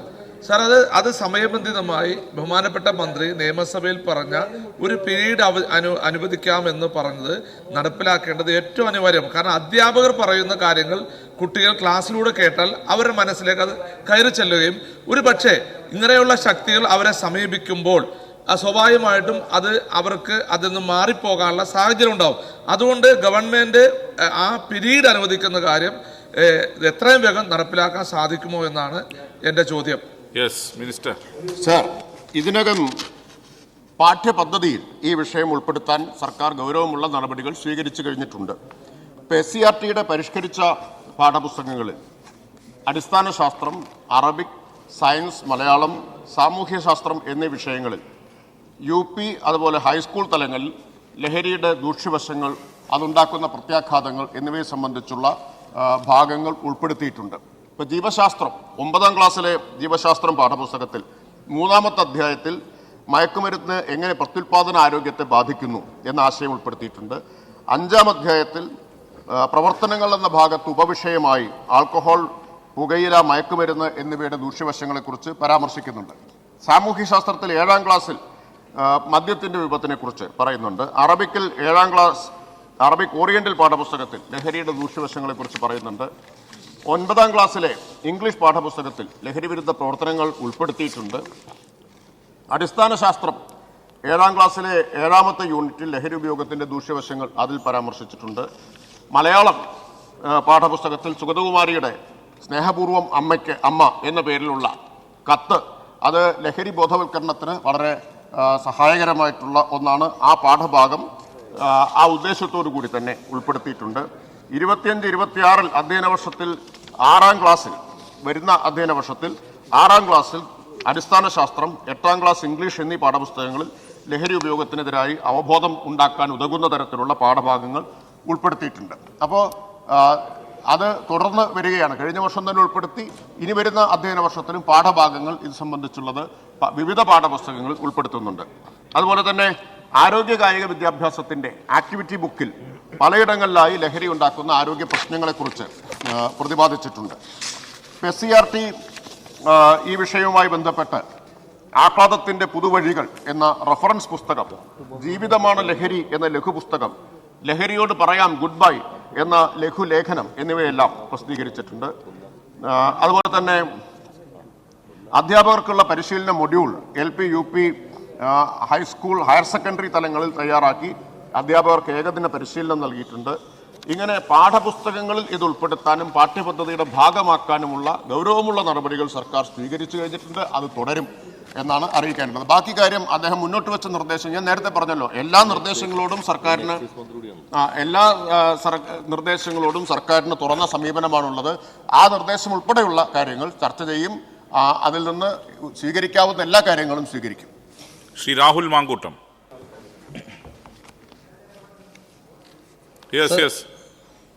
സർ, ലഹരിയുമായി ബന്ധപ്പെട്ട് കുറ്റവാളികളുടെ എണ്ണം ക്രമാതീതമായി തന്നെ വർദ്ധിച്ചുകൊണ്ടിരിക്കുകയാണ്. ഇത് ഒരു മനഃശാസ്ത്രപരമായ പ്രശ്നം കൂടിയാണ്. കേരളത്തിൽ പല ജില്ലകളിലുണ്ടായ ഇത്തരത്തിലുള്ള സംഭവ വികാസങ്ങളുടെ പശ്ചാത്തലത്തിൽ ആ ഡാറ്റ ഏതെങ്കിലും തരത്തിലുള്ള മനഃശാസ്ത്രപരമായ പരിശോധനകൾക്ക് വിധേയമാക്കാൻ ഉദ്ദേശിക്കുന്നുണ്ടോ? അതിന് ആഭ്യന്തര, എക്സൈസ്, വിദ്യാഭ്യാസ, ആരോഗ്യ വകുപ്പുകളുടെ സഹകരണത്തോടെ എന്തെങ്കിലും പദ്ധതി നിലവിലുണ്ടോ? ഉണ്ടെങ്കിൽ അതിനായി സ്വീകരിച്ച നടപടികൾ എന്തെല്ലാമാണ്? സർ, ബഹുമാനപ്പെട്ട അംഗം പറഞ്ഞത് വളരെ പ്രസക്തമായിട്ടുള്ള ഒരു കാര്യമാണ്. ഇത് മനഃശാസ്ത്രപരമായി കൂടി നാം സമീപിക്കേണ്ടതാണ്. കേരളത്തിലെ സമൂഹത്തിൻ്റെ പൊതുവിൽ, പ്രത്യേകിച്ച് കേരളീയ കൗമാരത്തിൻ്റെ അവരഭിമുഖീകരിക്കുന്ന മനഃശാസ്ത്രപരമായിട്ടുള്ള പ്രശ്നങ്ങൾ, മാനസിക സംഘർഷങ്ങൾ, അത് ഗൗരവമായിട്ടുള്ള പഠനത്തിന് വിധേയമാക്കേണ്ടതാണ്. ബഹുമാനപ്പെട്ട മുഖ്യമന്ത്രി അടിയന്തര പ്രമേയത്തിൻ്റെ മറുപടിയിൽ, നേരത്തെ സംബന്ധിച്ച് നാം ചർച്ച ചെയ്ത അടിയന്തര പ്രമേയത്തിൻ്റെ മറുപടിയിൽ ഇക്കാര്യം ചൂണ്ടിക്കാണിച്ചിരുന്നു. എല്ലാ വിദഗ്ധരെയും ഉൾപ്പെടുത്തിക്കൊണ്ടും അവരുടെ എല്ലാം സഹായത്തോടു കൂടിയും ഇക്കാര്യത്തിൽ വിശദമായിട്ടുള്ള പഠനം തന്നെ, ശാസ്ത്രീയമായിട്ടുള്ള പഠനം തന്നെ നടത്തുമെന്ന് മുഖ്യമന്ത്രി അറിയിച്ചിട്ടുണ്ട്. അതിനുള്ള നടപടികൾ തീർച്ചയായിട്ടും ഉണ്ടാവും. ഒരു കാര്യം കൂടി ഇക്കാര്യത്തിലുള്ളത്, ഞാൻ നേരത്തെ പറഞ്ഞ കാര്യം ആവർത്തിക്കുകയാണ്. കുട്ടികൾക്കിടയിൽ അക്രമവാസന ഉണ്ടാവുന്നുണ്ട്. നമ്മളതിനെ കുറ്റവാളികൾ എന്നൊക്കെ വിശേഷിപ്പിക്കാമോ എന്നുള്ളതും അതൊരു മനഃശാസ്ത്രപരമായ ശരിയായ സമീപനമല്ല. കുറ്റവാളികൾ എന്നവരെ ചാപ്പകുത്തുന്നത്. പക്ഷേ അക്രമവാസന പെരുകുന്നു, വയലൻസിൻ്റെ ഗ്ലോറിഫിക്കേഷൻ ഉണ്ടാകുന്നു, സെലിബ്രേഷൻ ഓഫ് വയലൻസ് സംഭവിച്ചുകൊണ്ടിരിക്കുന്നു. ഇതൊക്കെ ഈ പശ്ചാത്തലത്തിൽ വേണം നമ്മളിതിനെ കാണാൻ. അപ്പം അല്ലാതെ ഇത് കേവലം ലഹരിയുടെ മാത്രം പ്രശ്നമല്ല. ലഹരി ഒരു വലിയ വെല്ലുവിളിയാണ്. ലഹരി പോലെ തന്നെ ഹിംസ ഒരു ലഹരിയായിട്ട് മാറുന്നുണ്ട്. പ്രത്യേകിച്ച് ബാഹ്യലഹരിയെന്ന് ഉപയോഗിക്കാതെ തന്നെ ഹിംസയിൽ ഒരു ആനന്ദം കണ്ടെത്തുന്ന മനോവൈകൃതം വളർന്നു വരുന്നുണ്ട്. ഒരു സാഡിസ്റ്റ് മനോഭാവം കുട്ടികൾക്കിടയിൽ വളർന്നു വരുന്നുണ്ട്. അതിൻ്റെ കാരണങ്ങൾ എന്തൊക്കെയാണ് നമ്മൾ വിശദമായി ചർച്ച ചെയ്തതായതുകൊണ്ട് ഞാൻ അതിലേക്ക് പോകുന്നില്ല. വെബ് സീരീസുകൾ, സിനിമ, സാമൂഹിക മാധ്യമങ്ങളുടെ അഡിക്ഷൻ, ഇങ്ങനെ ഒരുപാട് കാരണങ്ങൾ നമ്മൾ തന്നെ ചർച്ച ചെയ്തിട്ടുണ്ട്. വിദഗ്ധർ കൂടി ചേർന്ന് പരിശോധിക്കുകയും അന്വേഷിക്കുകയും പരിഹാര മാർഗങ്ങൾ നിർദ്ദേശിക്കുകയും ചെയ്യേണ്ടതാണ്. ഒരു കാര്യം ഇവിടെ വ്യക്തമാക്കാൻ ആഗ്രഹിക്കുന്നു. ഇക്കാര്യത്തിൽ വളരെ ശാസ്ത്രീയമായിട്ടുള്ള ഒരു സമീപനമാണ് സർക്കാർ സ്വീകരിക്കാൻ ആഗ്രഹിക്കുന്നത്. Shri Mathew T Thomas. Sir, ഈ ക്യാമ്പസുകളിലെ അരാഷ്ട്രീയവൽക്കരണത്തിൻ്റെ ഉൽപ്പന്നങ്ങളിൽ ഒന്നാണ് ലഹരി വ്യാപനം എന്ന തിരിച്ചറിവ് നമുക്കെല്ലാവർക്കും ആവശ്യമാണ്. സാർ, വലിയ തോതിൽ ബോധവൽക്കരണ പ്രചരണ പരിപാടികൾ നടക്കുകയാണ്. ഇപ്പോൾ എൻ്റെ നാട്ടിൽ ഈ 13-ാം തീയതി trad, Thiruvalla run against drugs എന്ന പേരിൽ 5000-ഓളം ആളുകൾ പങ്കെടുക്കുന്ന കൂട്ടയോട്ടം സംഘടിപ്പിച്ചിരിക്കുക. സാർ, വ്യാപകമായ ലഹരി വിരുദ്ധ പ്രചരണ പരിപാടികൾ കൗണ്ടർ പ്രൊഡക്റ്റീവ് ആകുമോ എന്നൊരു ആശങ്ക ഒരു മനഃശാസ്ത്ര വിദഗ്ധൻ കഴിഞ്ഞ ദിവസം പങ്കുവയ്ക്കുന്നത് കണ്ടു. നോ, അല്ലെങ്കിൽ പാടില്ല എന്ന പ്രചരണം ശക്തമായി വരുമ്പോൾ ഒന്ന് പരീക്ഷിച്ച് നോക്കിയാലോ എന്ന ചിന്ത സമാന്തരമായി പ്രബലപ്പെടുമെന്നാണ് അദ്ദേഹം വിലയിരുത്തിയിരിക്കുന്നത്. സാറോട് ഈ ഒരു അപകടത്തെ കൂടി മറികടക്കാൻ നമുക്കാവണം. സാർ, ഇവിടെ വിതരണത്തിൻ്റെ ചങ്ങല മുറിക്കാനുള്ള ഫലപ്രദമായ നടപടി അത്യാവശ്യമാണ്. പൊതുവിദ്യാഭ്യാസ വകുപ്പ് മന്ത്രിക്ക് വേണ്ടി എക്സൈസ് വകുപ്പ് മന്ത്രിയാണല്ലോ മറുപടി പറയുന്നത്. സാർ, ആ വിതരണത്തിൻ്റെ ചങ്ങലകൾ, കണ്ണികൾ കണ്ടെത്തി അത് മുറിക്കാൻ വേണ്ടിയുള്ള നടപടികളിൽ വിദ്യാർത്ഥി സംഘടനകളെയും national service scheme, scout and guiding, NCC തുടങ്ങിയുള്ള പ്രസ്ഥാനങ്ങളെയും എങ്ങനെ സംയോജിപ്പിച്ച് വലിയൊരു മുന്നേറ്റമായി അത് മാറ്റിയെടുക്കാൻ ബോധവൽക്കരണ പരിപാടിയുടെ ഒപ്പം തന്നെ ഈ വിതരണം അവസാനിപ്പിക്കാനുള്ള നടപടികൾക്ക് പൊതുവിദ്യാഭ്യാസ വകുപ്പിനെ കൂടി എങ്ങനെ എക്സൈസ് വകുപ്പിന് പങ്കാളികളാക്കാൻ പരിശോധിക്കും. സാർ, അദ്ദേഹം പറഞ്ഞ കാര്യം വളരെ ശരിയാണ്. യഥാർത്ഥത്തിൽ ക്യാമ്പസിലെ അരാഷ്ട്രീയത, രാഷ്ട്രീയത്തിൻ്റെയും ആശയ സംവാദങ്ങളുടെയും ശൂന്യത, അതാണ് ഈ ലഹരി ഉൾപ്പെടെയുള്ള പലതരത്തിലുള്ള അരാജക പ്രവണതകൾക്കും വഴി തുറന്നിട്ടുള്ളത്. ഇപ്പോൾ ഈ സഭയിൽ അപ്പുറത്ത് ഇപ്പുറത്തൊക്കെ ഇരിക്കുന്ന അനേകം പേർ ക്യാമ്പസുകളിൽ നിന്ന് വിദ്യാർത്ഥി സംഘടനാ പ്രവർത്തകരായി ഉയർന്നു വന്നിട്ടുള്ള ആളുകളാണ്. അന്ന് സംഘർഷങ്ങളൊക്കെ ഉണ്ടായിട്ടുണ്ട്, ഏറ്റുമുട്ടലുകളൊക്കെ ഉണ്ടായിട്ടുണ്ട്. പക്ഷേ ഇതുപോലെ ഒരു വയലൻസിൻ്റെ മഹത്വവൽക്കരണം ഉണ്ടായിട്ടില്ല. ഇതുപോലെ ഒരു വയലൻസിൻ്റെ ആഘോഷമുണ്ടായിട്ടില്ല. ഒറ്റപ്പെട്ട സംഘർഷങ്ങൾ ഉണ്ടാവും. അപ്പം നിങ്ങൾക്കൊരു സംഘടനയെ വിമർശിക്കുകയോ സംഘടനയെ കുറ്റപ്പെടുത്തുകയോ സംഘടനയെ തിരുത്തുകയോ ചെയ്യാം. ഇവിടെ ആൾക്കൂട്ടമാകെ അക്രമത്തിൽ ഏർപ്പെടുന്ന സ്ഥിതി വന്നാൽ നിങ്ങൾ ആരെയാണ് വിമർശിക്കുക? നിങ്ങൾ ആരെയാണ് തിരുത്തുക? അപ്പോൾ മറ്റൊരു ഉത്തരവാദിത്വത്തിൻ്റെ പ്രശ്നമുണ്ട്. ഒരു സംഘടനയ്ക്ക് അതിൽ ഉത്തരവാദിത്വമുണ്ട്. ആ സംഘടനയുടെ നേതൃത്വത്തെ ചോദ്യം ചെയ്യാം. ആ സംഘടനയുടെ നേതൃത്വം ഇടപെടണമെന്ന് പറയാം. ഇവിടെ നേതൃത്വമില്ലാത്ത ആൾക്കൂട്ടത്തിന് അക്രമം ഒരു ലഹരിയായിട്ട് മാറിയാൽ, അതോടൊപ്പം ലഹരി ഉപയോഗത്തിന് കൂടി കീഴ്പ്പെട്ട് കഴിഞ്ഞാൽ എങ്ങനെയാണ് നമുക്ക് അതിൽ ഇടപെടാനുള്ള സാധ്യത കുറയ്ക്കുകയാണ് ചെയ്യുന്നത്. പിന്നെ ഒരു വികല ജീവിത ഭീഷണിയുണ്ട്. രാഷ്ട്രീയം അപ്പുറത്തോ ഇപ്പുറത്തോ ആവട്ടെ, ഏത് രാഷ്ട്രീയം ആവട്ടെ, അതിന് അടിസ്ഥാനപരമായി ഏത് രാഷ്ട്രീയം ഒരു സാമൂഹികമായിട്ടുള്ള പ്രതിബദ്ധതയിൽ നിന്നാണല്ലോ ഉയരുന്നത്. ഒരു പ്രതിബദ്ധതയും സമൂഹത്തോടോ മറ്റാരോടുമോ ഇല്ലാതെ വരുമ്പോൾ ജീവിതത്തെക്കുറിച്ചുള്ളൊരു വികല വീക്ഷണം കൂടിയാണ് ഇതിലേക്കൊക്കെ നയിക്കുന്നത്. അപ്പം അദ്ദേഹം പറഞ്ഞത് ശരിയാണ്, അരാഷ്ട്രീയത ഒരു പ്രധാന കാരണമാണ്. വിദ്യാർത്ഥി സംഘടനകൾക്ക് ഇക്കാര്യത്തിൽ പ്രധാന പങ്ക് വഹിക്കാൻ കഴിയും. വിദ്യാർത്ഥി സംഘടനകൾ മാത്രമല്ല, വിദ്യാർത്ഥി സംഘടനകൾ, NSS, student police cadet, NCC, scouts and guides, അതുപോലെ തന്നെ യുവജന സംഘടനകൾ, എല്ലാ സംഘടനകൾക്കും ഇതിൽ നിന്ന് അകറ്റി നിർത്തേണ്ടവരായിട്ടുള്ള ആരുമില്ല എന്ന് തന്നെയാണ് സർക്കാരിൻ്റെ ഇക്കാര്യത്തിലുള്ള നിലപാട്. പിന്നെ അദ്ദേഹം ഒരു ആശങ്ക ഇവിടെ പങ്കുവച്ചു. അതിനെക്കുറിച്ച് പറയാൻ ഞാൻ വിദഗ്ധനല്ല. നോ എന്ന് ശക്തമായിട്ട് പറയുമ്പോൾ അത് കൗണ്ടർ പ്രൊഡക്റ്റീവ് ആവുമോ എന്ന ആശങ്ക പറഞ്ഞു. നമ്മൾ വിദഗ്ധരുടെ സഹായം തേടുന്നുണ്ടല്ലോ. ആ വിദഗ്ധരാണ് അക്കാര്യത്തിൽ നമ്മുടെ സ്ട്രാറ്റജി എന്തായിരിക്കണം എന്നതിലൊക്കെ നമ്മളെ സഹായിക്കേണ്ടത് അവരാണ് എന്ന് ഞാൻ വിചാരിക്കുന്നു. ഒരു കാര്യം കൂടി പറഞ്ഞ് അവസാനിപ്പിക്കാം സാർ. ബഹുമാനായിട്ടുള്ള ശ്രീ KP മോഹൻ MLA അദ്ദേഹം സ്വീകരിച്ചൊരു മാതൃക അദ്ദേഹം ഇവിടെ പങ്കുവെക്കുകയുണ്ടായി. അത് സ്പോർട്സ് കിറ്റ്, അതുപോലെ തന്നെ പുസ്തകങ്ങൾ എന്നിവയെല്ലാം ഷെൽഫുകൾ, ഇതൊക്കെ MLA ഫണ്ട് ഉപയോഗിച്ച് സ്കൂളുകൾക്ക് ലഭ്യമാക്കിയിട്ടുണ്ട് എന്ന്. അത്തരത്തിൽ ധാരാളം കാര്യങ്ങൾ MLA-മാർക്ക്, പല MLA-മാരും ചെയ്തിട്ടുണ്ടാവുമെന്നാണ് ഞാൻ വിചാരിക്കുന്നത്. MLA-മാർക്ക് ചെയ്യാവുന്നതായിട്ട് ഇക്കാര്യത്തിലുണ്ട്. നേരത്തെ ഇവിടെ ആരോ ചോദിച്ചതുപോലെ സ്പോർട്സ് ഒരു നല്ല പ്രത്യൗഷധമാണ്. അത് തെളിയിക്കപ്പെട്ടിട്ടുള്ളത് തന്നെയാണ് ലഹരിക്കെതിരായ പ്രത്യൗഷധം എന്ന നിലയിൽ. Please Shri PC Vishnunath.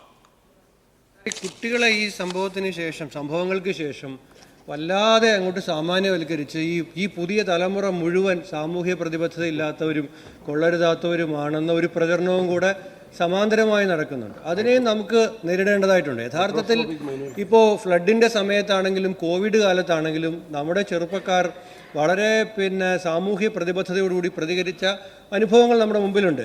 അങ്ങിപ്പോൾ തൊട്ട് മുമ്പ് പറഞ്ഞ ഈ SPC രാജ്യത്തിന് തന്നെ മാതൃകയായി കേരളത്തിൽ ആരംഭിച്ച ഒരു പ്രസ്ഥാനമാണ്. അപ്പോൾ ഇത്തരം പ്രവർത്തനങ്ങളിൽ SPCയെ ശ്രീ കോടിയേരി ബാലകൃഷ്ണൻ ആഭ്യന്തരമന്ത്രിയായിരുന്ന സമയത്ത് ശ്രീ P. വിജയൻ IPS-ന്റെ നേതൃത്വത്തിലാണ് കേരളത്തിൽ. പിന്നെ ഞങ്ങൾ ഗവൺമെൻറ് വന്നപ്പോഴും ഞങ്ങളതിനെ കൂടുതൽ ശക്തിപ്പെടുത്തുകയാണ് ചെയ്തത്. സാർ ഈ SPCയുടെ യൂണിഫോം അലവൻസ് കുടിശ്ശികയാണ്, അവരുടെ ഇൻസ്ട്രക്ടറുടെ റെമ്യൂണറേഷൻ കുടിശ്ശികയാണ്, ഫുഡ് അലവൻസ് ഏതാണ്ട് നിലച്ച നിലയിലാണ്. ഈ ലഹരിവിരുദ്ധ പ്രവർത്തനങ്ങൾക്ക് SPCയെ കൂടുതൽ ശക്തമാക്കാൻ വേണ്ടിയിട്ട് ഈ കാര്യങ്ങളിലുള്ള കുടിശ്ശികയൊക്കെ തീർത്ത് അവരെ കൂടുതൽ സജീവമാക്കുമോ എന്നുള്ളതാണ് എൻ്റെ ചോദ്യം. സാർ, ബഹുമാനായിട്ടുള്ള അംഗം തന്നെ ഇവിടെ അംഗീകരിച്ചതുപോലെ ഇന്ത്യക്കാകെ മാതൃകയായിട്ടുള്ള പദ്ധതിയാണ് SPC. അത് ഇന്ത്യയിലെ പല സംസ്ഥാനങ്ങളിൽ നിന്നുള്ള സംഘങ്ങൾ ഇവിടെ വന്ന് അത് പഠിക്കുകയും അവിടെ പകർത്താൻ ശ്രമിക്കുകയും ചെയ്തുകൊണ്ടിരിക്കുന്നു. അതുകൊണ്ട് SPCയെ ശാക്തീകരിക്കുക എന്നുള്ളത് ഈ സർക്കാരിൻ്റെ ഏറ്റവും പ്രധാനപ്പെട്ട ലക്ഷ്യങ്ങളിലൊന്നാണ്. അതിലൊരു വീഴ്ചയും ഉണ്ടായിരിക്കില്ല എന്ന കാര്യം ഇവിടെ പറയാൻ ആഗ്രഹിക്കുകയാണ്. SPC എത്രത്തോളം പ്രാധാന്യത്തോടെയാണ് സർക്കാർ കാണുന്നത്? ബഹുമാനായിട്ടുള്ള അംഗം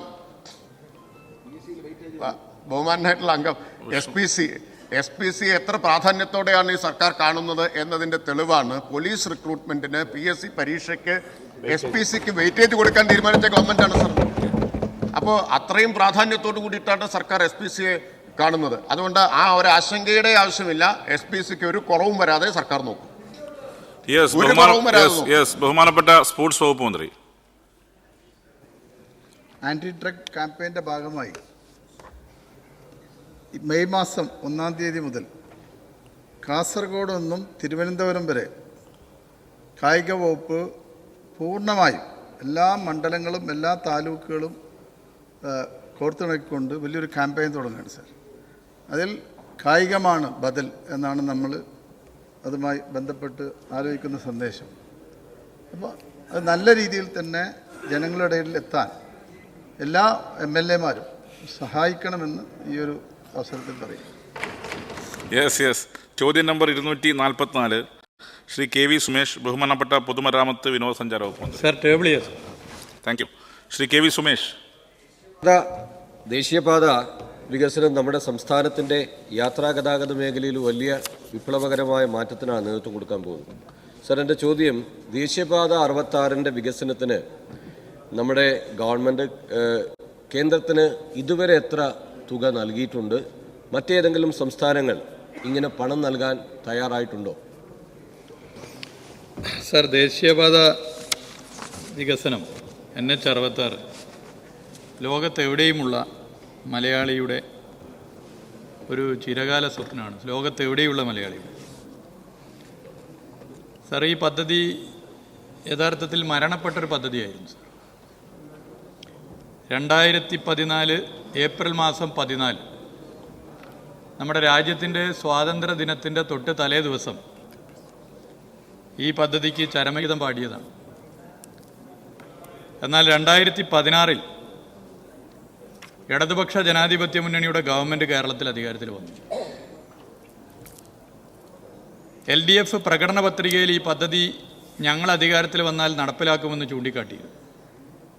സാധ്യമാകുന്നത് പറയുകയും പറയുന്നത് ഏത് പ്രതിസന്ധിയും തട്ടിമാറ്റി നടപ്പിലാക്കുകയും ചെയ്യുന്ന ഒരു മുന്നണിയും സർക്കാരുമാണ് LDF സർക്കാരും എന്നുള്ളത് നമുക്കറിയാം. സർ, അതിൻ്റെ ഭാഗമായി കേരളത്തിൻ്റെ ബഹുമാനപ്പെട്ട മുഖ്യമന്ത്രി ശ്രീ പിണറായി വിജയൻ പ്രധാനമന്ത്രിയുമായി ഒരു തവണയല്ല, ശ്രീ നിതിൻ ഗഡ്കരിയുമായി ഒരു തവണയല്ല 5ലധികം തവണ ചർച്ച ചെയ്യുകയും ആ ചർച്ചയുടെ ഭാഗമായി ഒരു കാര്യം തീരുമാനമായി, കേന്ദ്ര സർക്കാർ ഇനി കൂടുതൽ പണം തരാൻ തയ്യാറല്ല എന്നുള്ളത്.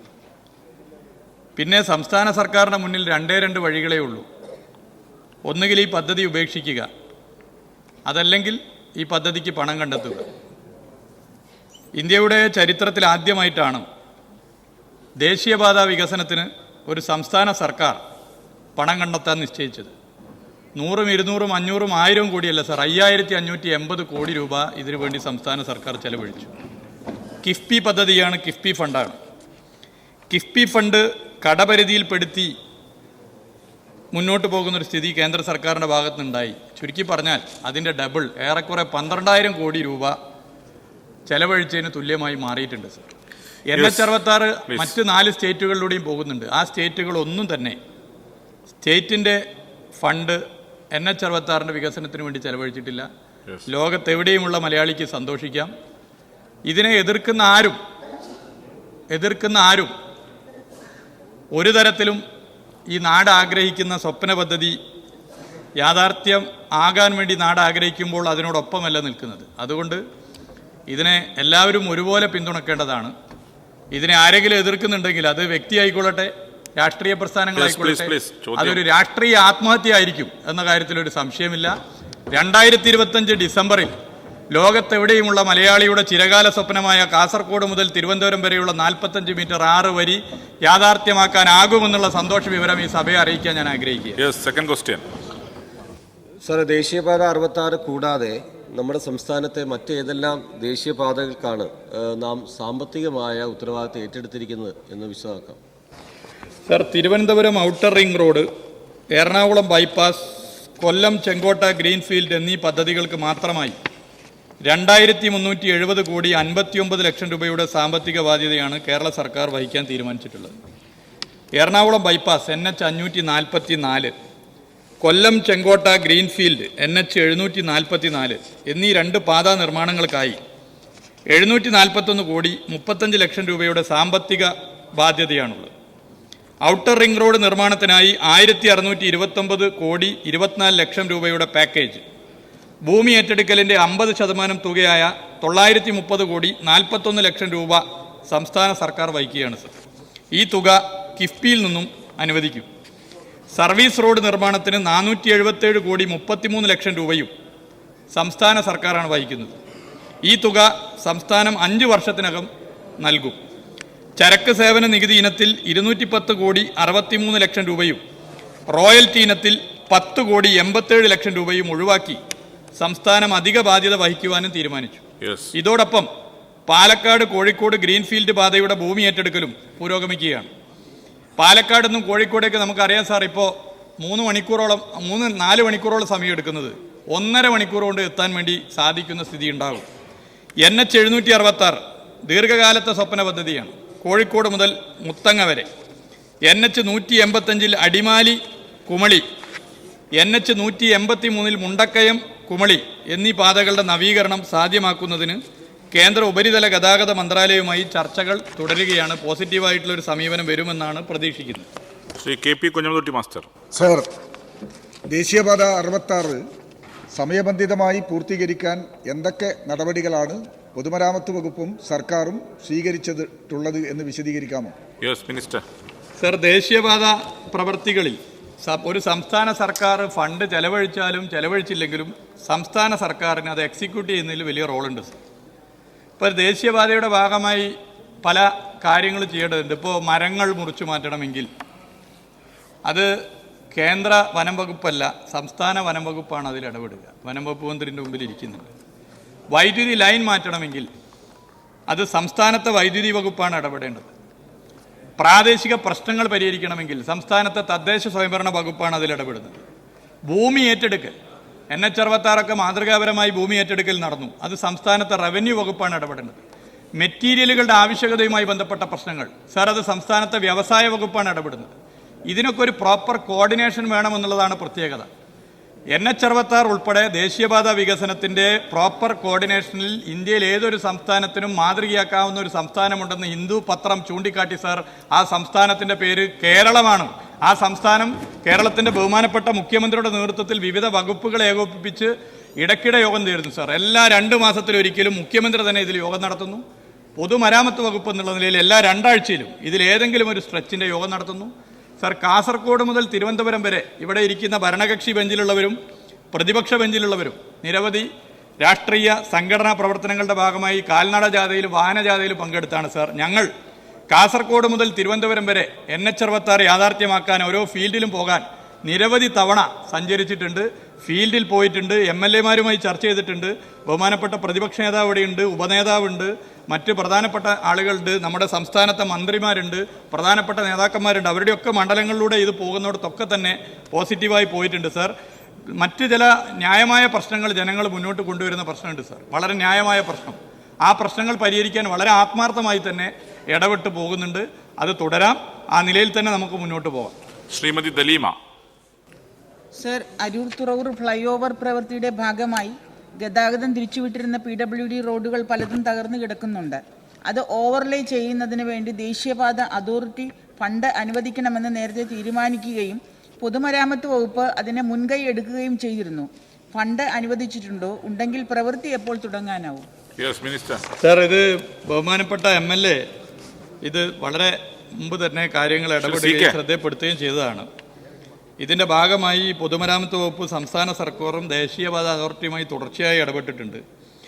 8 കോടി 50 ലക്ഷം രൂപ അവിടുത്തെ 2 റോഡുകൾ റീടാർ ചെയ്യാനായി അനുവദിച്ചിട്ടുണ്ട് എന്നുള്ള വിവരം ഇവിടെ അറിയിക്കുകയാണ്. തുറവൂർ കുമ്പളങ്ങി, തുറവൂർ മാക്കേക്കടവ് ഈ 2 റോഡുകൾക്കാണ് 8 കോടി 50 ലക്ഷം രൂപ അനുവദിച്ചിട്ടുള്ളത് എന്നുള്ളത് ഇവിടെ സഭയെ അറിയിക്കാൻ ഞാൻ ആഗ്രഹിക്കുന്നു. ശ്രീ മുരളി പെരുന്നല്ലി. സർ, NS പ്രവൃത്തിയുടെ ഭാഗമായി മഴക്കാലത്തുണ്ടാകുന്ന ബുദ്ധിമുട്ടുകൾ വളരെ ധാരാളമാണ്.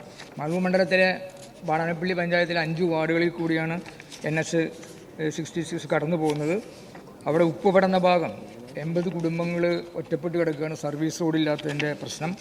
വെള്ളപ്പൊക്കം മുട്ടിക്കായൽ കൂടി ഒഴുകിപ്പോയിരുന്ന ആ തോടുകളിൽ എല്ലാം തീർത്തുകൊണ്ടാണ് ഇത് കടന്നു പോകുന്നതെന്നുള്ളതുകൊണ്ട് വെള്ളപ്പൊക്കം ഒരു നിരന്തര പ്രശ്നമായിട്ട് മാറുകയാണ്. വാടാനപ്പള്ളി ഈ പ്രദേശം അങ്ങ് സന്ദർശിച്ച സമയം ഒരു നിവേദനം അതുമായി ബന്ധപ്പെട്ട് നൽകിയിരുന്നു. അടിയന്തരമായി പ്രശ്നത്തിൻ്റെ പരിഹാരം നടന്ന യോഗത്തിൽ ഇത് പ്രത്യേകം ചർച്ച ചെയ്തിരുന്നു സാർ. അടിയന്തരമായി പൊതുമരാമത്ത് വകുപ്പ് സെക്രട്ടറിയെ തന്നെ ചുമതലപ്പെടുത്തി ഈ വിഷയം ഇടപെട്ട് എങ്ങനെ മുന്നോട്ട് പോകാമെന്നുള്ളത് പരിശോധിക്കാം. Shrimati KK Rama. Sir, NH66 പ്രവർത്തനത്തിൻ്റെ ഭാഗമായിട്ട് ഈ സർവീസ് റോഡുകൾ ചെറുതായതും പഞ്ചായത്ത് റോഡുകളിൽ നിന്ന് ആക്സസ് ഇല്ലാത്തതിൻ്റെയൊക്കെ വലിയ ബുദ്ധിമുട്ട് അനുഭവിക്കുന്നുണ്ട് സാർ. സാർ, എൻ്റെ മണ്ഡലത്തിൽ മുക്കാളി മടപ്പള്ളി ഭാഗങ്ങളിൽ കഴിഞ്ഞ മഴക്കാലത്ത് സോയിൽ നെയിൽ ചെയ്ത ഭാഗം ഇടിഞ്ഞു വീണിരുന്നു. അത് ഇപ്പോഴും അതേ നിലയിൽ തുടരുകയാണ്. ഇത് പുനഃസ്ഥാപിച്ചിട്ടില്ല. അതേപോലെ തന്നെ അതിൻ്റെ ചുറ്റുമുള്ള വീടുകൾ 5 കുടുംബങ്ങൾ വാടക വീട്ടിലാണ്. അവരുടെ ഭൂമി ഏറ്റെടുക്കണമെന്നും വീട് ഏറ്റെടുക്കണമെന്നുള്ളത് ഞാനിവിടെ സബ്മിഷനായിട്ടും മന്ത്രിയുടെ അടുത്തും ഒക്കെ പറഞ്ഞതാണ്. ഇതുവരെ അതിനൊരു നടപടി ഉണ്ടായിട്ടില്ല. ആ കുടുംബങ്ങളും ദുരിതത്തിലാണ്. ആ പ്രശ്നം പരിഹരിക്കുന്നതിന് ആവശ്യമായൊരു നടപടി മന്ത്രിയുടെ ഭാഗത്തുനിന്നുണ്ടാകുമോ എന്നുള്ളതാണ് ചോദ്യം. സാർ, NH66 പ്രവൃത്തിയുടെ ഭാഗമായി പല സ്ഥലത്തു നിന്നും ന്യായമായ ആവശ്യങ്ങൾ ജനങ്ങൾ ഉന്നയിക്കുന്നുണ്ട്. ബഹുമാനപ്പെട്ട MLA-മാർ പ്രതിപക്ഷ നേതാവ് ഉൾപ്പെടെ ഇവിടെ സബ്മിഷൻ കൊണ്ടുവന്നു. ഉപനേതാവ് ശ്രദ്ധപ്പെടുത്തി. ഭരണകക്ഷിയിലെയും പ്രതിപക്ഷത്തെയും പ്രധാനപ്പെട്ട ലീഡർഷിപ്പിലുള്ളവർ MLA-മാരൊക്കെ തന്നെ ശ്രദ്ധപ്പെടുത്തിയിട്ടുണ്ട്. സാധ്യമാകുന്ന എല്ലാ കാര്യങ്ങളും ഇടപെടുന്നുണ്ട് സാർ. ചിലത് മുഖ്യമന്ത്രി തന്നെ നേരിട്ട് ഇടപെട്ടു. ഈ പറയുന്ന വടകര അംഗം ഇവിടെ ചൂണ്ടിക്കാട്ടിയ വടകര നിയോജക മണ്ഡലത്തിലെ തന്നെ ചില പ്രശ്നങ്ങൾ അങ്ങനെ ഇടപെട്ട് പരിഹരിച്ചിട്ടുണ്ട്. ഈ പറയുന്ന വിഷയത്തിലും പ്രത്യേകം ഇടപെട്ടിട്ടുണ്ട്. അത് മറ്റ് കാര്യങ്ങൾ എങ്ങനെ പരിഹരിച്ച് മുന്നോട്ട് പോകാമെന്നുള്ളത് പരിശോധിക്കാമെന്നുള്ളത് സഭയെ അറിയിക്കുക. ശ്രീ അനൂപ് ജേക്കബ്, പെട്ടെന്ന് സമയം. മധുര കൊച്ചി ദേശീയപാത 85 തിരുവാങ്കുളം മറ്റക്കുഴിയിൽ നിന്ന് ആരംഭിക്കുന്ന തൃപ്പൂണിത്തറ ബൈപ്പാസാണ് സാർ. ഇത് 30 വർഷം മുമ്പ് ഇവിടെ മാർക്ക് ചെയ്ത് പോയതാണ്. പക്ഷേ ഈ മാർക്ക് ചെയ്ത ഭൂമി ഇതുവരെ ഏറ്റെടുത്തിട്ടില്ല നാഷണൽ ഹൈവേ. അത് കാരണം ഇവിടുത്തെ ഭൂവുടമകൾ വലിയ പ്രതിസന്ധി നേരിടുന്നു. അവിടെ ക്രയവിക്രയം നടക്കുന്നില്ല, കെട്ടിടം പണിയാൻ ഒന്നും കഴിയുന്നില്ല. ഇതിനെ സംബന്ധിച്ച് കേന്ദ്ര ഗവൺമെൻറ്റിലേക്കും സ്റ്റേറ്റ് ഗവൺമെൻറ്റിലേക്കും അനവധി റെപ്രസെൻറ്റേഷൻസ് വന്നു. സ്റ്റേറ്റ് ഗവൺമെൻറ് എടുത്തിരിക്കുന്നത് കേന്ദ്ര ഗവൺമെൻറ് പദ്ധതി എന്ന നിലയിൽ ഉപരിതല വകുപ്പ് ഇതിന് വേണ്ടിയുള്ള തുക ലഭ്യമാക്കണമെന്നാണ്. അതേസമയത്ത് കേന്ദ്ര ഗവൺമെൻറ് പറയുന്നത് സ്റ്റേറ്റ് ഗവൺമെൻറ് അതിൻ്റെ തുക വിനിയോഗിക്കണമെന്നതിനെ സംബന്ധിച്ചാണ്. അപ്പോൾ ഇത് ആരും ഓൺ ചെയ്യുന്നില്ല എന്നതാണ്. ആ പ്രദേശത്തെ ഭൂമി ഏറ്റെടുക്കാനും കഴിയുന്നില്ല. അപ്പോൾ ഈ പ്രദേശത്തെ NH-55 30 വർഷം മുമ്പ് മാർക്ക് ചെയ്തിരിക്കുന്ന ഭൂമി ഏറ്റെടുക്കാനുള്ള നടപടി ഗവൺമെൻറ് ഭാഗത്ത് ഉണ്ടാവുമോ എന്നുള്ളതാണ്. സാർ, ഈ കാര്യം ഇന്നലെ സഭയുടെ ശ്രദ്ധപ്പെടുത്തിയിരുന്നു സാർ. സമയമാകുന്നതുകൊണ്ടാണ്, ആൻസർ വേണ്ടതുകൊണ്ടാണ്. ലുക്ക് എല്ലാം ഞാൻ ചോദിച്ചോട്ടെ ബഹുമാനപ്പെട്ട പ്രതിപക്ഷ നേതാവ്, അതിന് ആൻസർ വേണ്ടതുകൊണ്ടാണ്. 10 മണിയായി. പ്ലീസ് അങ്ങ് പറഞ്ഞോ.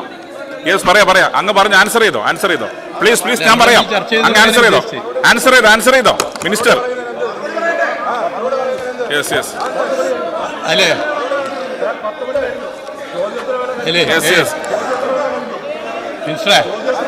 ഒരു മിനിറ്റ് അദ്ദേഹം പറഞ്ഞോട്ടെ കംപ്ലീറ്റ്, എന്നിട്ട് ഞാൻ ക്ലിയർ ചെയ്യാം. ചെയർ പിന്നെ ക്ലിയർ ചെയ്യാം. യെസ് അങ്ങ് പറഞ്ഞോ മിനിസ്റ്ററെ. ചെയർ 10 മണി കഴിഞ്ഞു. ഇന്നലെ ഈ വിഷയത്തിൽ വളരെ വിശദമായി പറഞ്ഞിരുന്നത് ഒരു കാര്യമില്ലാതെ ഇറങ്ങിപ്പോയോണ്ട് കേൾക്കാത്ത പ്രശ്നമാണ്. അതൊന്ന്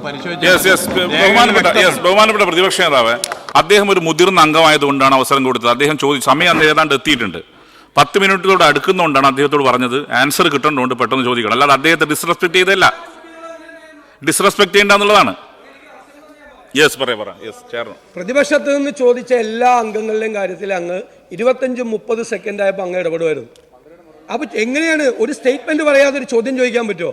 ഏത് കാലത്താണ് ഈ നിയമസഭയിൽ ഞങ്ങളൊക്കെ 10-24 വർഷമായിട്ട് ഇവിടെ ഇരിക്കുകയാണ്. ഏത് കാലത്താണ് നിങ്ങൾ അഭിനന്ദിച്ചിട്ടല്ലേ ഭരണപക്ഷി അംഗങ്ങൾ ഗവൺമെന്റിനെയും മന്ത്രിമാരെയും അഭിനന്ദിച്ചിട്ടല്ലേ ചോദ്യം ചോദിക്കുന്നത്?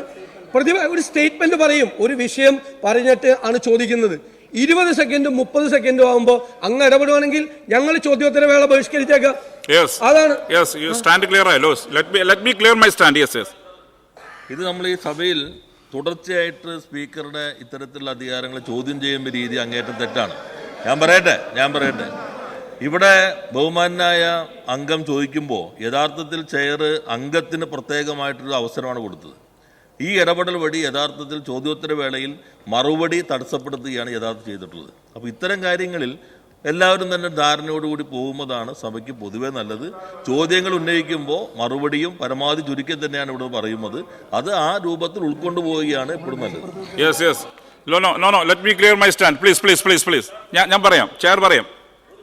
ചെയറിൻ്റെ ഒരു അഭിപ്രായം, ഞാൻ ഒരിക്കൽ പാർലമെന്ററി പ്രൊസീജിയർ പറയണ്ടായി. പാർലമെന്റിൽ നമ്മൾ ഉത്തരം മേശപ്പുറത്ത് വയ്ക്കാറുള്ളൂ, അത് ഇവിടെയും സ്വീകരിക്കാതെ അങ്ങനെ അന്ന് പറഞ്ഞിരുന്നു. ഇപ്പൊ മിക്കവാറും ഞങ്ങൾ ഉത്തരങ്ങളൊന്നും വായിക്കുന്നേ ഇല്ല. കാരണം ഇവിടെ വച്ചിരിക്കുന്ന ഉത്തരങ്ങൾ വായിക്കാനുള്ള അവകാശം ഞങ്ങൾക്കുണ്ട്, പൂർണ്ണമായിട്ടും വായിക്കാം. അങ്ങേക്ക് വേണമെങ്കിൽ മേശപ്പുറത്ത് വയ്ക്കാമോ എന്ന് ചോദിക്കാനേ കഴിയുള്ളൂ സാധാരണഗതിയിൽ. ഞങ്ങളത് മേശപ്പുറത്ത് വയ്ക്കുമ്പോൾ തന്നെ അംഗങ്ങൾക്ക് പരമാവധി ചോദ്യങ്ങൾ ചോദിക്കാൻ അവസരം കിട്ടണമല്ലോ എന്നതിൻ്റെ കൂടി അടിസ്ഥാനത്തിലാണ്. അതുകൂടി നമ്മൾ കാണേണ്ടതുണ്ട്. ബഹുമാനപ്പെട്ട പൊതുമരാമത്ത് വകുപ്പ് മന്ത്രി അദ്ദേഹത്തിൻ്റെ എല്ലാ ചോദ്യങ്ങൾക്കും ഉത്തരം ആൻസർ ടേബിൾ ചെയ്തത്. ഇവിടെ ഒരു ചോദ്യം വന്നപ്പോൾ അദ്ദേഹം റിപ്ലൈ ചെയ്തു. ആ റിപ്ലൈ ചെയ്യേണ്ട ഉത്തരവാദിത്വം അദ്ദേഹത്തിനുണ്ട്. പിന്നെ ബഹുമാനപ്പെട്ട ശ്രീ അനൂപ് ജേക്കബിന് ഏതാണ്ട് 10 മണിയോട് അടുക്കുമ്പോഴാണ് അദ്ദേഹം വളരെ മുതിർന്ന അംഗമായതുകൊണ്ട് മുൻ മിനിസ്റ്റർ ആയതുകൊണ്ട് അദ്ദേഹത്തിന് അവസരം കൊടുത്തത്. ഞാൻ ചെയർ ഇൻ്റർവ്യൂ ചെയ്തത് അതിന് ആൻസർ കിട്ടേണ്ടതാണ്, അല്ലാതെ അദ്ദേഹത്തെ ഡിസ്റെസ്പെക്ട് ചെയ്തതല്ല. ഇവിടെ ബഹുമാനപ്പെട്ട അംഗങ്ങളോട് റിക്വസ്റ്റ് ചെയ്യാനുള്ളത്, മുതിർന്ന അംഗങ്ങളാണ് പലപ്പോഴും 1 മിനിറ്റ് എക്സീഡ് ചെയ്യുന്നത്. 1 മിനിറ്റ് തന്നെയുള്ള ചോദ്യം ചോദിച്ചാൽ എങ്ങനെ ആൻസർ കിട്ടും? അപ്പോൾ അതുകൊണ്ട് ബഹുമാനപ്പെട്ട അംഗങ്ങളോട് ചെയർ ഒരിക്കൽ കൂടി റിക്വസ്റ്റ് ചെയ്യുന്നത്, ചോദ്യങ്ങൾ ഒരു 45 സെക്കൻഡിനുള്ളിൽ ആക്കിയാൽ മിനിസ്റ്റേഴ്സിന് റിപ്ലൈ ചെയ്യാൻ പറ്റും, പരമാവധി ആൾക്ക് അവസരം കിട്ടും. ഇപ്പം നിങ്ങൾ മനസ്സിലാക്കേണ്ട കാര്യം, ഒരു 10 ചുവടെ അംഗങ്ങൾക്ക് മാത്രമേ ഈ ചോദ്യത്തിനുള്ള അവസരം കിട്ടേണ്ടതുള്ളൂ. അതിൽ ഉമാ തോമസ് ആബ്സെൻ്റ് ആണ്, മറ്റ് ചിലർ ഫ്രീക്വൻ്റായി കൃത്യമായി വരാത്തത് കൊണ്ടാണ്. ഏതാണ്ട് എല്ലാ ആളുകൾക്കും പ്രസൻറ്റേഷൻ കിട്ടിയിട്ടുണ്ട് ക്വസ്റ്റ്യൻ അവറിൽ. അപ്പോൾ അതുകൊണ്ട് ചെയർ കരുതുന്നത് പരമാവധി ആൾക്ക് അവസരം കൊടുക്കുക എന്നുള്ളതാണ്, അത് ഏതെങ്കിലും അംഗത്തെ ഇൻസൾട്ട് ചെയ്യാനല്ല. അപ്പോൾ അതുകൊണ്ട് ചെയറുമായി സഹകരിക്കണം എന്ന് അഭ്യർത്ഥിക്കുകയാണ്. മുതിർന്ന അംഗങ്ങളാണ് ഇത് വയലേറ്റ് ചെയ്യുന്നത്. 24 വർഷം എന്നൊക്കെ പറയുമ്പം അതിനേക്കാൾ കൂടുതൽ അംഗങ്ങളായി ഇരുന്ന സഭയിൽ അംഗങ്ങളാണ് പലപ്പോഴും 1 മിനിറ്റും 1.5 മിനിറ്റ് കൊടുക്കുന്നത്, രണ്ട് പക്ഷത്തും. അപ്പോൾ അതുകൊണ്ട് പരമാവധി ചെയറുമായി സഹകരിക്കണമെന്ന് ഒരിക്കൽ കൂടി റിക്വസ്റ്റ് ചെയ്യണം. ഓർഡർ. ചോദ്യോത്തരവോട് അവസാനിച്ചു.